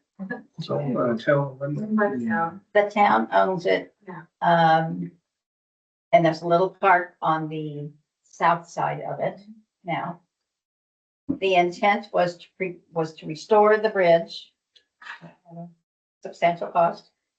We have some grant money in order to do that. But when that last big storm was threatened, we decided to remove it from the bridge or from the riverway temporarily, got it offside. It's sitting there, as you saw. But the idea is to still restore it and put it back. However, we have a part of the SLR study indicated that, you really should raise that bridge even higher when you put it back as opposed to where it was. And so there's been some redesign, some re-engineering to figure out how to get it up 2 feet higher. Then we have the question of, the egress and the exit. And of course, the exit is now going on to close to Joe's property or on Joe's property. And having handicapped accesses on both ends, and whether we were going to use it for snowmobiles and bicycles and a variety of other things. So just this most recent flooding has caused us to stop and think some more about what we're going to do with that. But the intent was, and I think still is, to rehab the bridge and to place it back in a safer configuration so that it won't be damaged by the flood. And is it impacting the site that way? I mean, if the bridge wasn't there, would water be moving through that site in a very different way, or? Potentially. I mean, my understanding, so the FEMA model includes the bridge. My understanding is the SLR study includes the bridge. The removal of the bridge, I think, was one of their biggest impacts on flooding in that neighborhood.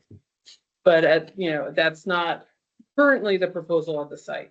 And so I think on Jeff's site plan, you could see there's kind of like a fill bubble, like where the bridge lands, to make that grade.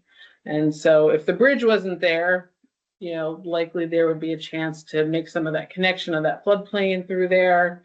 The biggest piece is probably not the bridge has an impact, but it's also the abutments. What the bridge sits on also really narrowing down that river as it comes under the Route 5 bridge, and then it has this kind of barrier with the abutments being so much smaller than what it needs. And so that would probably be another part of if the bridge wasn't to go back at all, that would probably be the biggest piece of it, is removing those abutments to give more room to let that water spread out more, to not be so narrowed down. But we saw, on the video and what we see in the FEMA maps, the SLR studies, that there's still water, flowing around those bridge abutments. It's not like it's complete. Sometimes you have areas where the water can't get out onto the floodplain.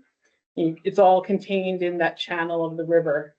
And so that's not the case here. Water can get around, and we saw it on the video. Water was going around across Route 5 in different places. It's kind of like the pressure relief valve a little bit. And just to provide a little more context, and I'm relying back on the SLR study on their summary sheet. Alternative 6 was the removal of the Sanborn covered bridge.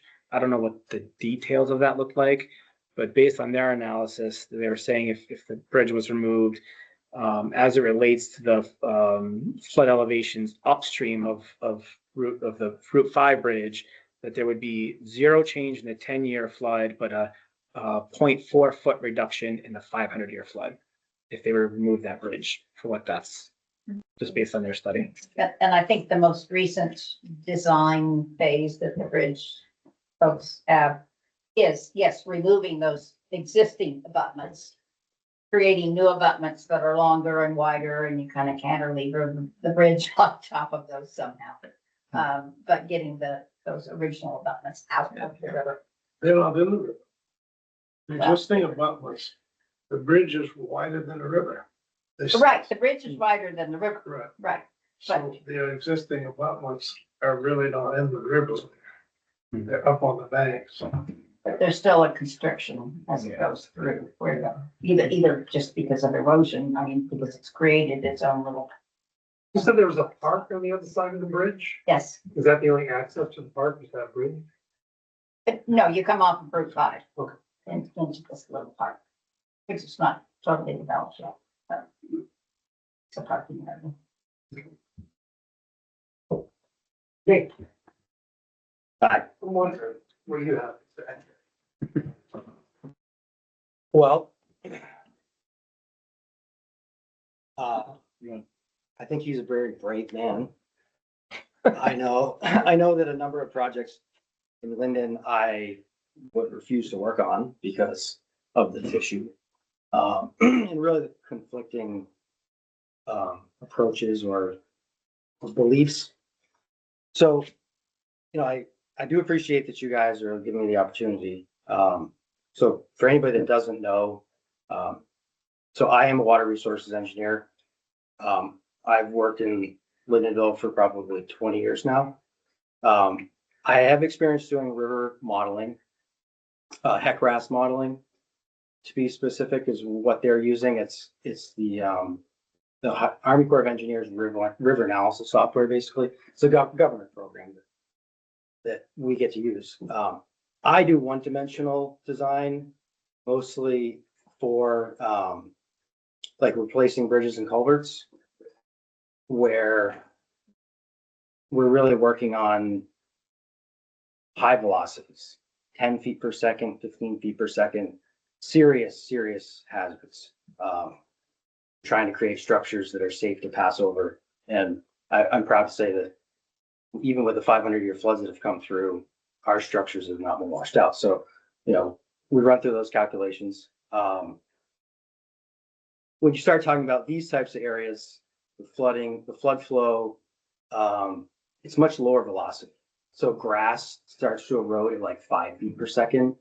100-year flood passing through here is 2 feet per second. So really, this is an area of sediment deposition.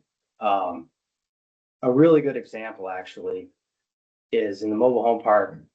A&R actually is funding replacing the water and sewer lines. And the guys dug through a driveway and there was pavement down about 3 inches.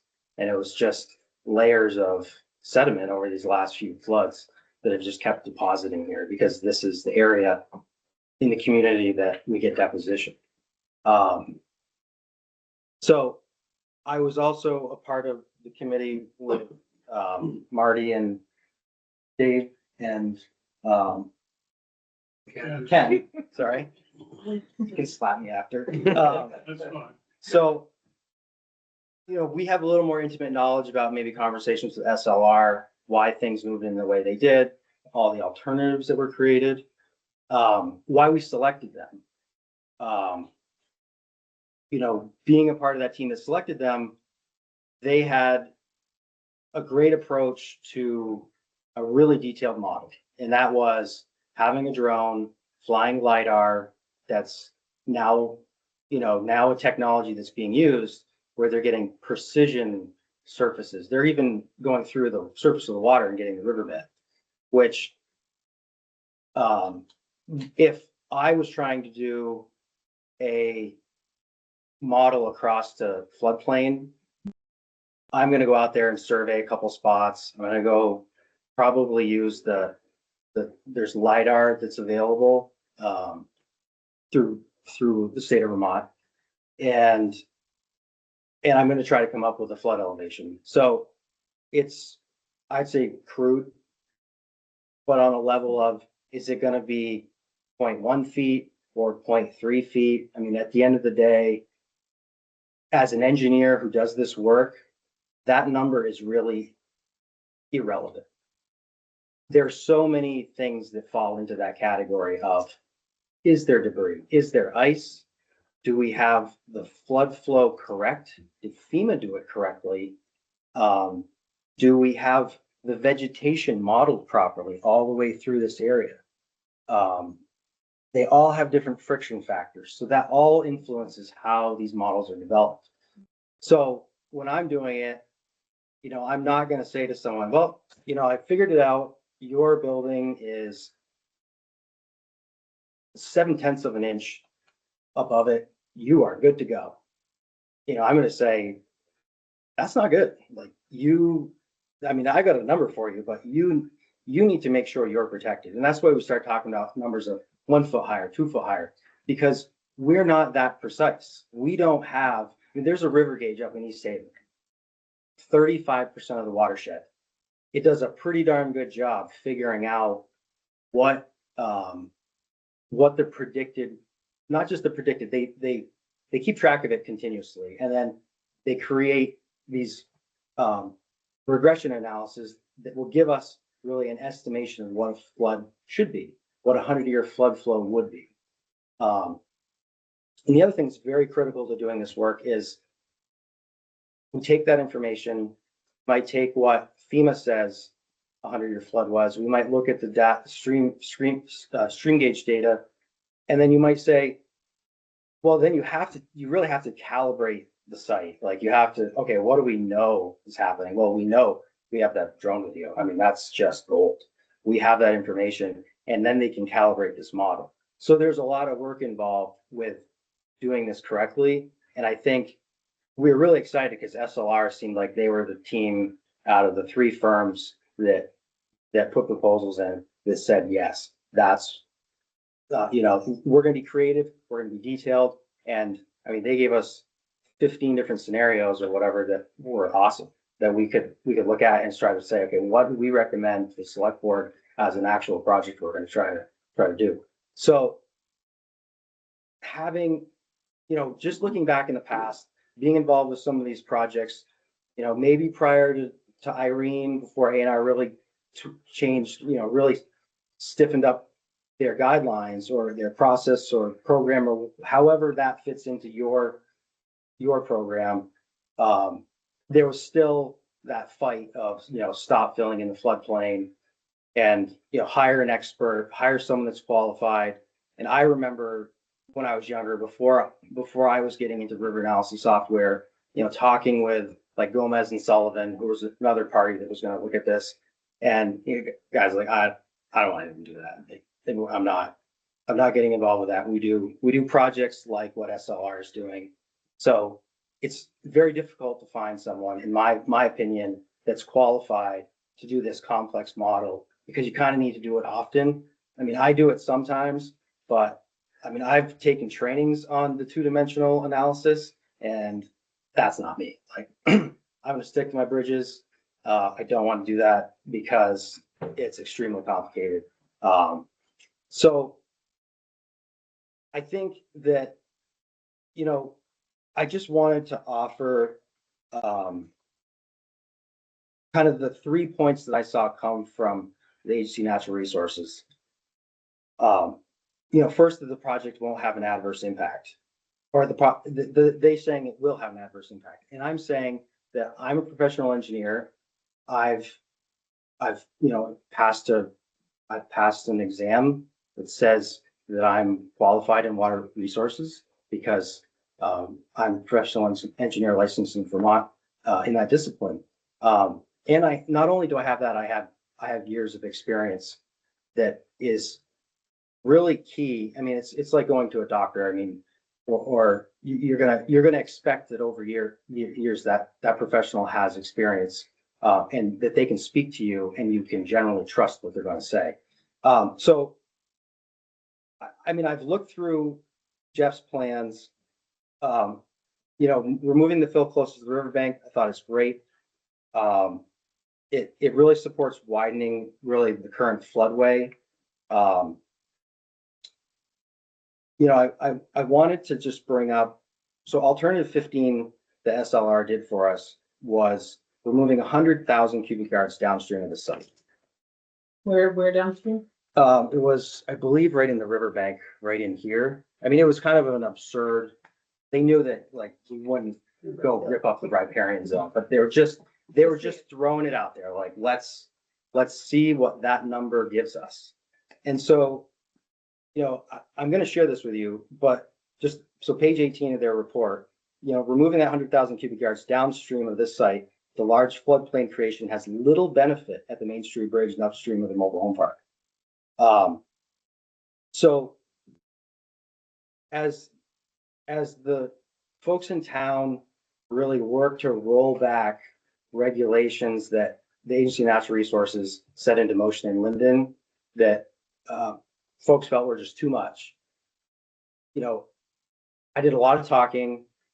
Most of the talking, I could see at the end, everyone's eyes just glazed over. That my conversation just didn't really help. Everybody went back into their corners. Nothing really changed. And honestly, my opinion, when they finally addressed the zoning regulations, I kind of just shook my head because I thought they were still kind of messy. That they didn't really solve anything. They just stopped fighting.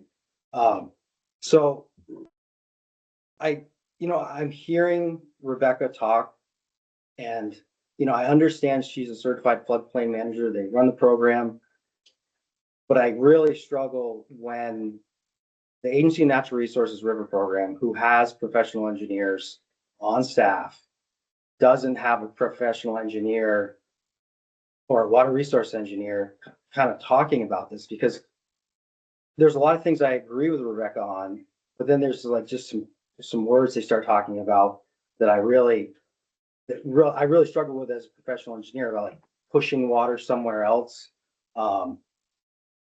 That's something that I really struggle with as an engineer when I hear those terms.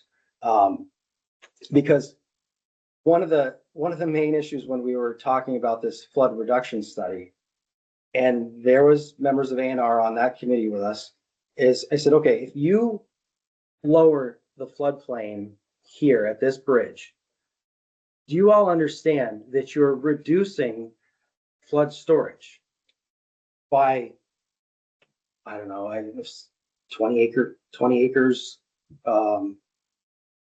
acre feet or whatever. We know, I mean, basic FEMA modeling from years ago, that bridge was like a 1 foot hydraulic drop. And I mean, SLR kind of show the same thing, talking about a 1 foot drop, and keep talking about these ranges of less than a foot.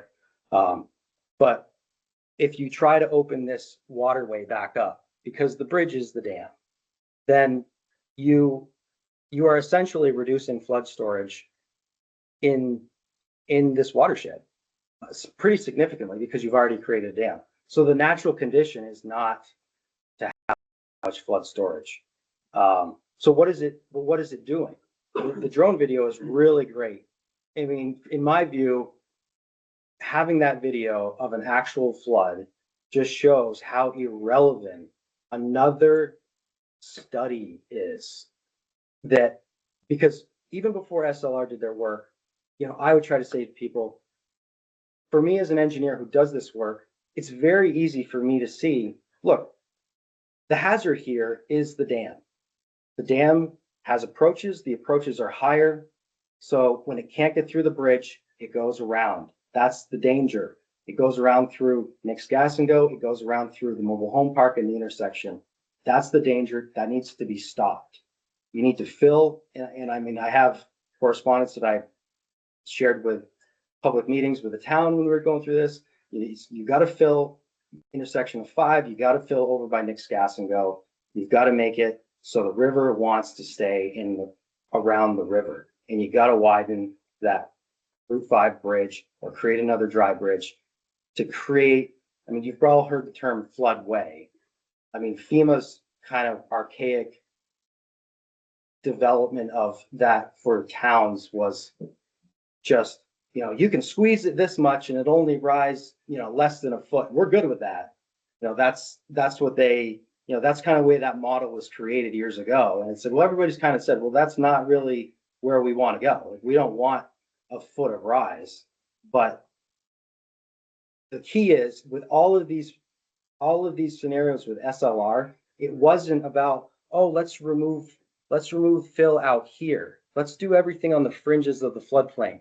No, it's getting this river open, widening the floodway, letting the flood pass. That's, as an engineer, that's what I'm focused on, is letting the flood pass. And anytime you can do that, I mean, if these folks take this back, that's awesome. The town, I mean, the previous team that was really driving this project forward asked me about putting a proposal in on working on this. And I said, absolutely not. I said, that bridge, that's ridiculous. That bridge needs to come out of there. And, of course, she really didn't like what I had to say, but that is in the floodway. And that you've got 2 bridges in a row that create a dam situation that the water floods around. If over time, if they can have funds to get that stuff down, the water's not going to come down and you can raise the road up. It's not going to create that river, the rippling that you saw coming over the road. Those conditions will go away. And even when someone says, well, really follow the flood maps, because that's the best information you have. But as an engineer who does this work, I still shake my head sometimes, because what was Lindenville in the 1970s and 80s when they did this work? These fields were all farmed. They were all cut and it was all open. That's pretty much stopped. It's growing back into forest. Well, I can tell you, I've run these models. And when you do that, that creates a much different friction factor and creates a much higher flood elevation. So when folks say, well, flooding is so much worse than it used to be. Well, you have a couple hundred acres or I don't know, 1,000 acres downstream that is turning into forest again. So yeah, it's gonna slow it down, back it up. So I feel like I have the experience working in this community. I have the credentials to have this conversation. I'm really disappointed that A&R won't at least have someone that will talk about this. I mean, on the one hand, they say, well, we don't really know. Well, that's a great answer because they shouldn't. I mean, certified floodplain manager, you take a training on it and you get certified and I remember looking into it and it was like hydraulics and hydrology for non-engineers. I mean, that's great. Getting more people to understand how it's working, that's great. But there's certain pieces that, you start saying, well, we don't know, but then also you're saying, well, this is how it works. Well, but you don't know, but you do know. So this project is really, obviously there's a lot of them here because this is going to have, in my view, huge implications. What you folks decide is going to have huge implications because when you start getting into these flat floodplains like this, there's really not a lot you can do. As long as you're staying away from that stream and you're not restricting the flow of the water, you are not going to change the water surface elevation, period. It's not going to happen. This 100-year flood, if you can picture it, not so much, it's a little less here, but you get a little further downstream. Here's probably about 70,000 dump truck loads of water every hour that comes through here. That's just the scale of what goes on. And I have folks say to me, well, why don't you support dredging? Family members just say that to me. Business members, community members, why don't you support dredging? Because it won't make a difference. Yes, dredging to move some debris out where you've got a very immediate risk or protecting the stream bank in a very specific area, absolutely. But the scale is we are so small in this scale. So, arguing that, okay, well, you need a flood study. And then the town's they're gonna want to raise this structure up, put bigger approaches. Now you need a flood study. Now, Mark, you want to finish filling this? You need a flood study. How many times are we going to continue to model this same area with the same results? I mean, as an engineer, I was ecstatic that the town got money to have SLR do a detailed study because it helped prove what I know and I'm comfortable in about how I do design. That really there wasn't much there that they're going to make a big difference in. I mean, at the end of the day, we're moving these things. Yeah, you're gonna lower it a foot, but it's not really like Lindenville Redemption had 4 feet of water. You're not going to change anything for those folks downstream. It's so asking for this just level of technical information. I just thought was it's obviously in their policy. So I'm curious to know how, if you folks will just go back and say, nope, the precedent, we're going to follow what A&R says because we follow most of what they say. You guys go do that study. I mean, just alone so SLR gave us a breakdown of their proposal. They had $35,000 in there for the drone company to come in and do all the work. It was like 50% of their proposal.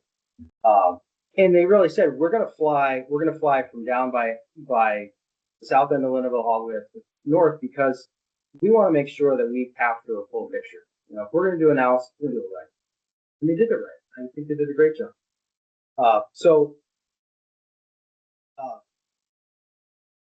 I think the final piece is just that, again, this is a community, maybe 30 years ago, it was a 10-acre town. So actually 50 started to pop up and then they turned it into sorry, it was a 1 acre town. And then Act 50 popped up, or, so there's projects all over town that Act 50, and there's projects that don't, because they went to a 10 acre town. So you've got some projects where you're not gonna have jurisdiction. And they're gonna go to town and they're gonna get it built. Then you're gonna have this handful of projects that will have your jurisdiction, and just sticking by that requirement of, yeah, you know, we agree with A&R. We want, you know, we don't have the expertise. We want someone to really provide that and just check that box and be done with it. I mean, that's an approach, but if you driven through Lindenville lately, and that's kind of the thing we talked about for a number of years, is how many places are not being redeveloped, they're being torn down. And it's just more and more is being torn down. So that's not my expertise and really not why I'm here. I have an expertise in water resources, and as an expert, I mean, I don't have the expertise level of saying I've done a 2-dimensional analysis of a watershed of this size. That's not what I'm saying. I'm saying, could I do that? Probably, I probably could, because I have training and I have experience and I understand what I need to do. But I don't get hired for those things either, because I work on smaller projects in our community. I think the last piece about this hydraulic model is, if I remember correctly in the agency's comments, they were talking about they really want precision within 0.1 feet for these folks to do this. And like I've shared, that the work that we do, if you tell me you want something with 0.1 feet, I'm just kind of laugh at you, because that's not the scale of what we're doing. We're not working on the scale of 0.1 feet. That's absurd.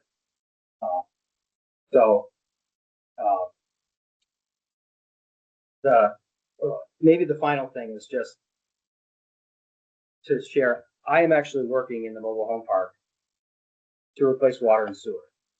I'm working on that with a grant from the Agency of Natural Resources, paying for 100% of it in this park. Mark, who's here, has also,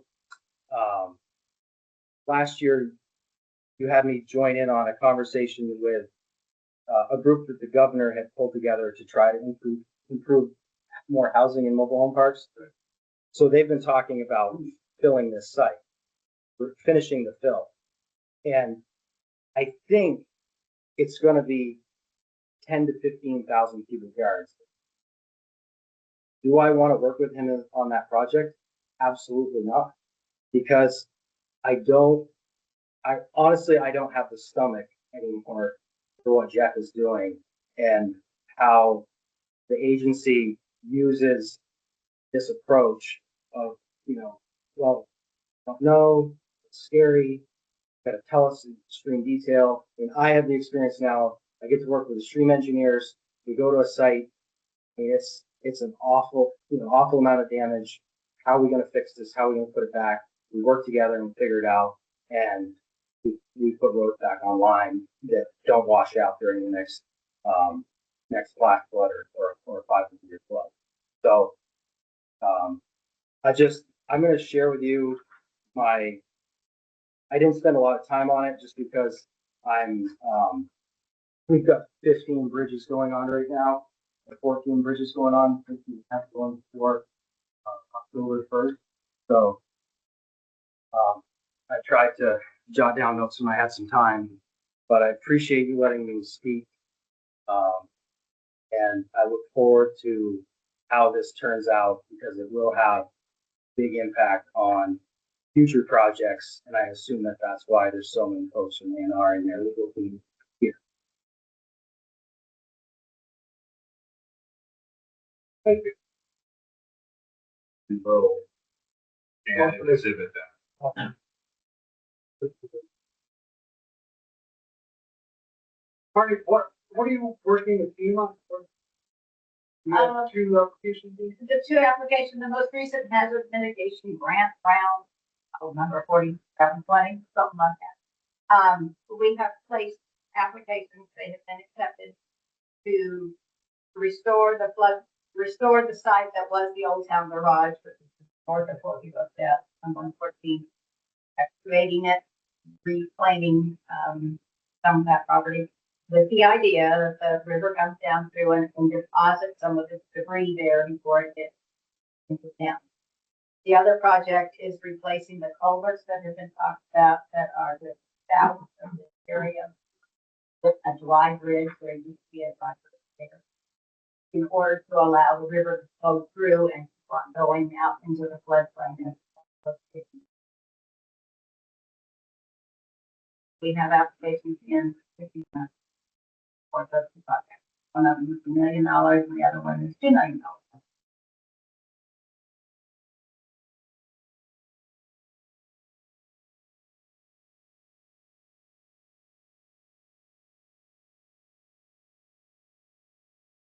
Was there mention of, Route 5 standard section? Is there a plan for that now? Three on that section road? That was left, Yeah. that was left out of the, It was one idea of just raise that whole intersection. But I think we just kind of figured, yeah. See, three state roads coming through there, they're not going to be like, have to raise all three roads and do all the approaches. And it was one of the analyses for that, so I did. well, one other point is that the result of this is they had to prepare a document that had a benefit cost analysis that was greater than 1. So you really had to have a project that was trying to benefit lowering the flood elevation that was impacting the housing within the mobile home park. That was a huge benefit. I thought that raising the highway so we actually had a safe corridor to get emergency vehicles through during the flood was more of a priority, but I don't think the cost benefit analysis really fits into that model. So you weren't going to get FEMA funding, let's put it that And removing the Route 5 bridge, as they keep saying, that's the real problem. AOT is not going to come along and replace that bridge. Yeah, even very bottom.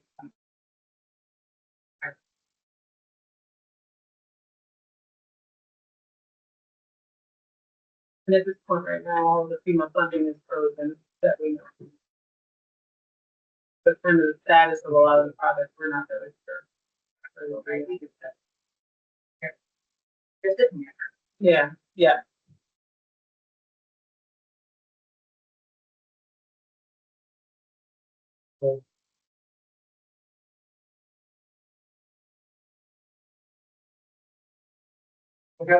Mark, I guess your concern would be this is more water in the mine.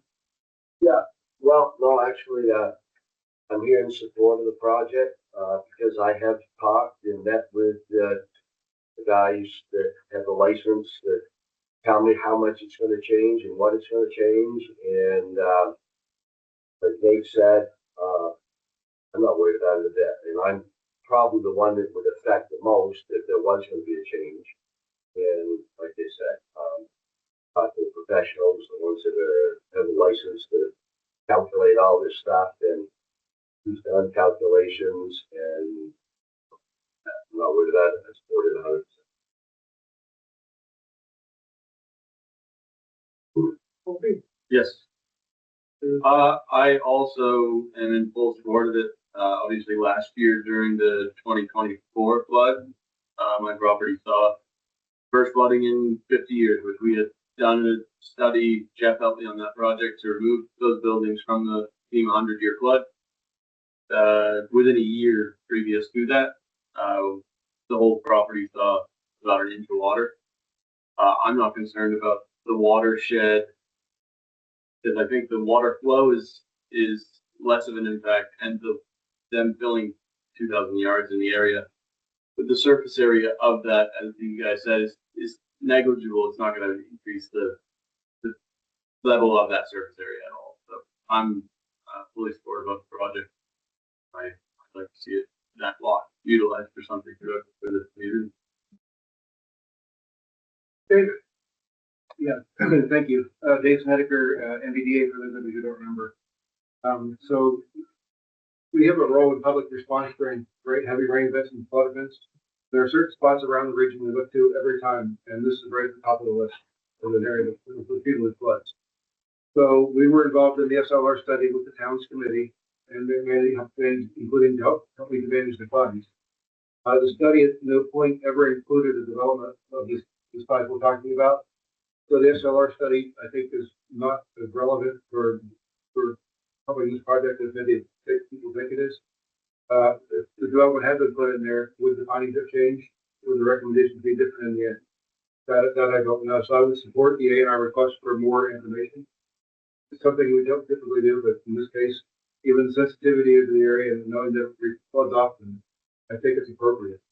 I know that the request for funding came in from Jeff later in the project. The town had a defined scope of work with SLR, and we were getting near the end of the budget. I think that's the reason why they couldn't support your request for the project. But again, our position is going to be to additional studies.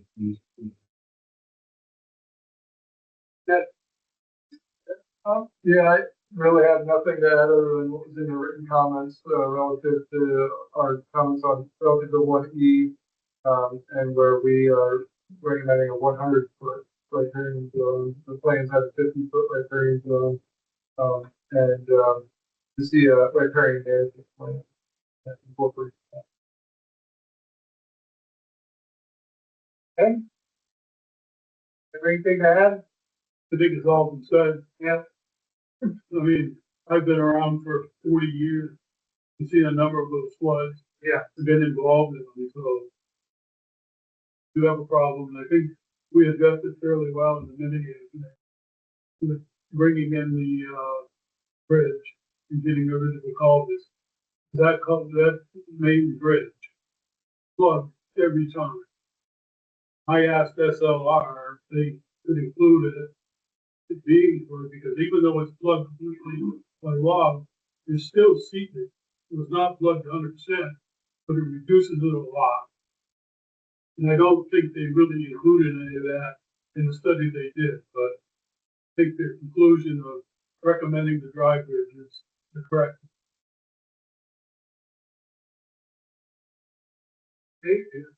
No, I thank you for your offer. I think the people with the expertise have spoken. Like you said, the dry bridge is separate. Yeah, I don't know if they were there and they get removed. And, probably before we had the incident of much flooding. We went through a flood on Broad Street in a business in 1973. Happened to be Saturday afternoon at 2:30 on June 30th. Not that I remember. But those things happen, and the property was built in a hole 40 years before, and that's what happened. So I think a lot of effort has been made. I think the idea the folks from the state have to look what they do, but I think the way this has been engineered and done, I think it's something that I would certainly support as a town resident. They had been involved before in the subcommittee that we did with the zoning.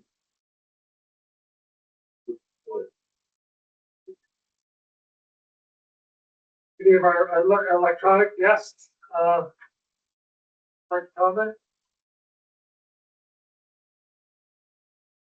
Hi, this is James Brady, Fish and Wildlife. I just like to reiterate what Judd was saying. We have our written comments, which you've seen. And I also want to mention that we are ready to offer technical assistance to get towards meeting Criterion 1E for.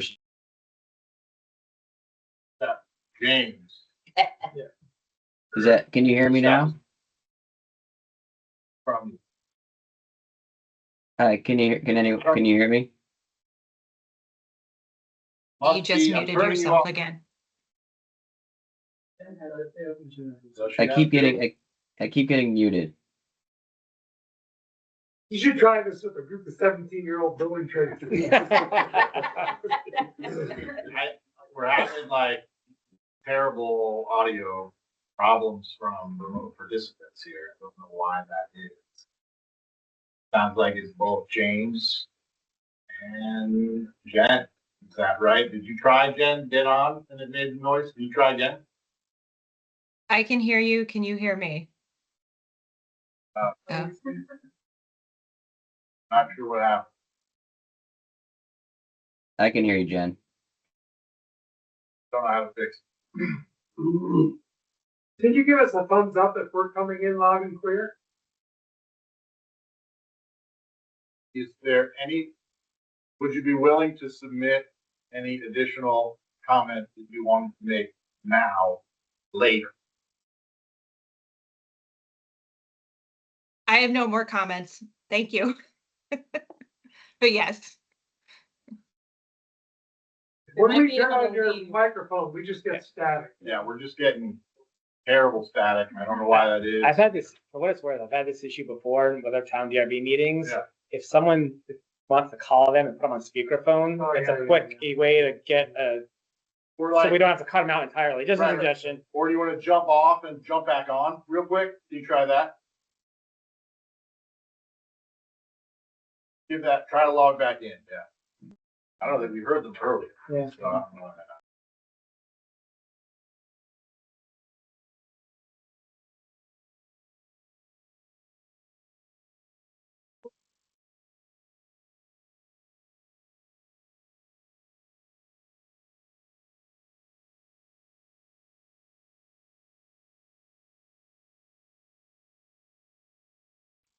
Remember all the fun of the COVID meeting? Right. James, give it a try. Hi, can you hear me? No? I'm sorry. Probably. We'll have to, If it will follow there, up. call it. Yeah, we could try that.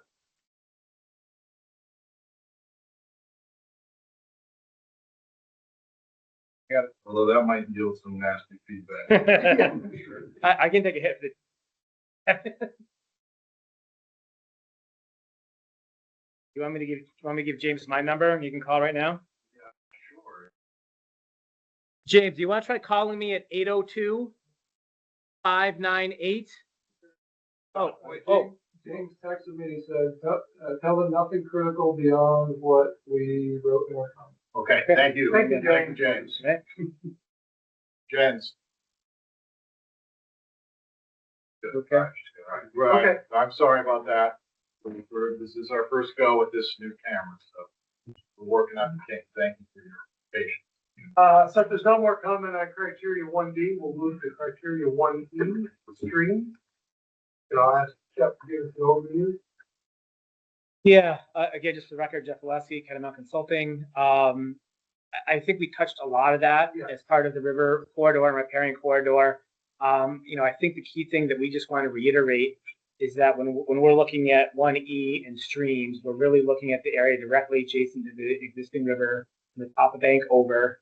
And not to beat a dead horse, but we feel we're starting from a position of the existing conditions being a position where we're 20 to 30 feet away with existing infrastructure and fill, that we are proposing to, although not fully complying with a 100-foot riparian buffer requirement, getting to 80, 85 feet of riparian buffer, which we are happy to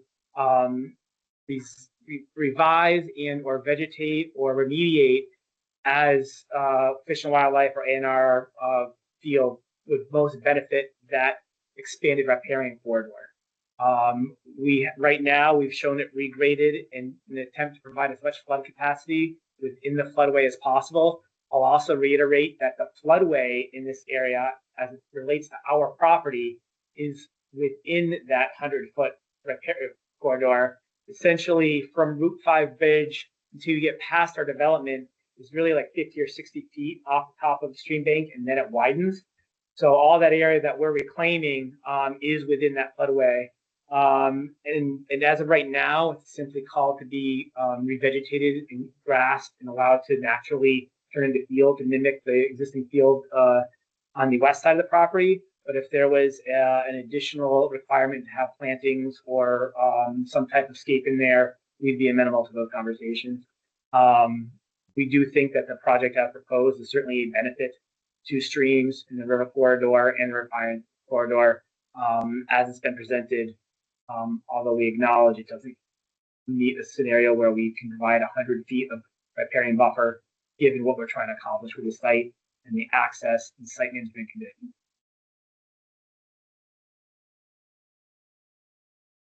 Like we're doing, well, you don't need to. We typically wouldn't be commenting on 1D. That would be Judd or James that would comment on 1D for the riparian buffer. Anybody else?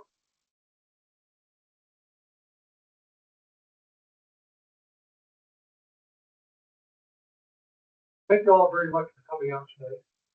I learned an awful lot. I truly did. Thank you. And we will recess and let you know what we're thinking. Just a quick question. So is this, you guys go to deliberative session and make a decision, or is there potential for a continuance, or is there requests for, it's up to you to decide how you want to move forward? You can ask for more information, you can say, you know, be like, this is very like. Certainly appreciate everyone's time. Thank you for hearing everything that was said today. I know it was a lot, so. Yeah, thank you.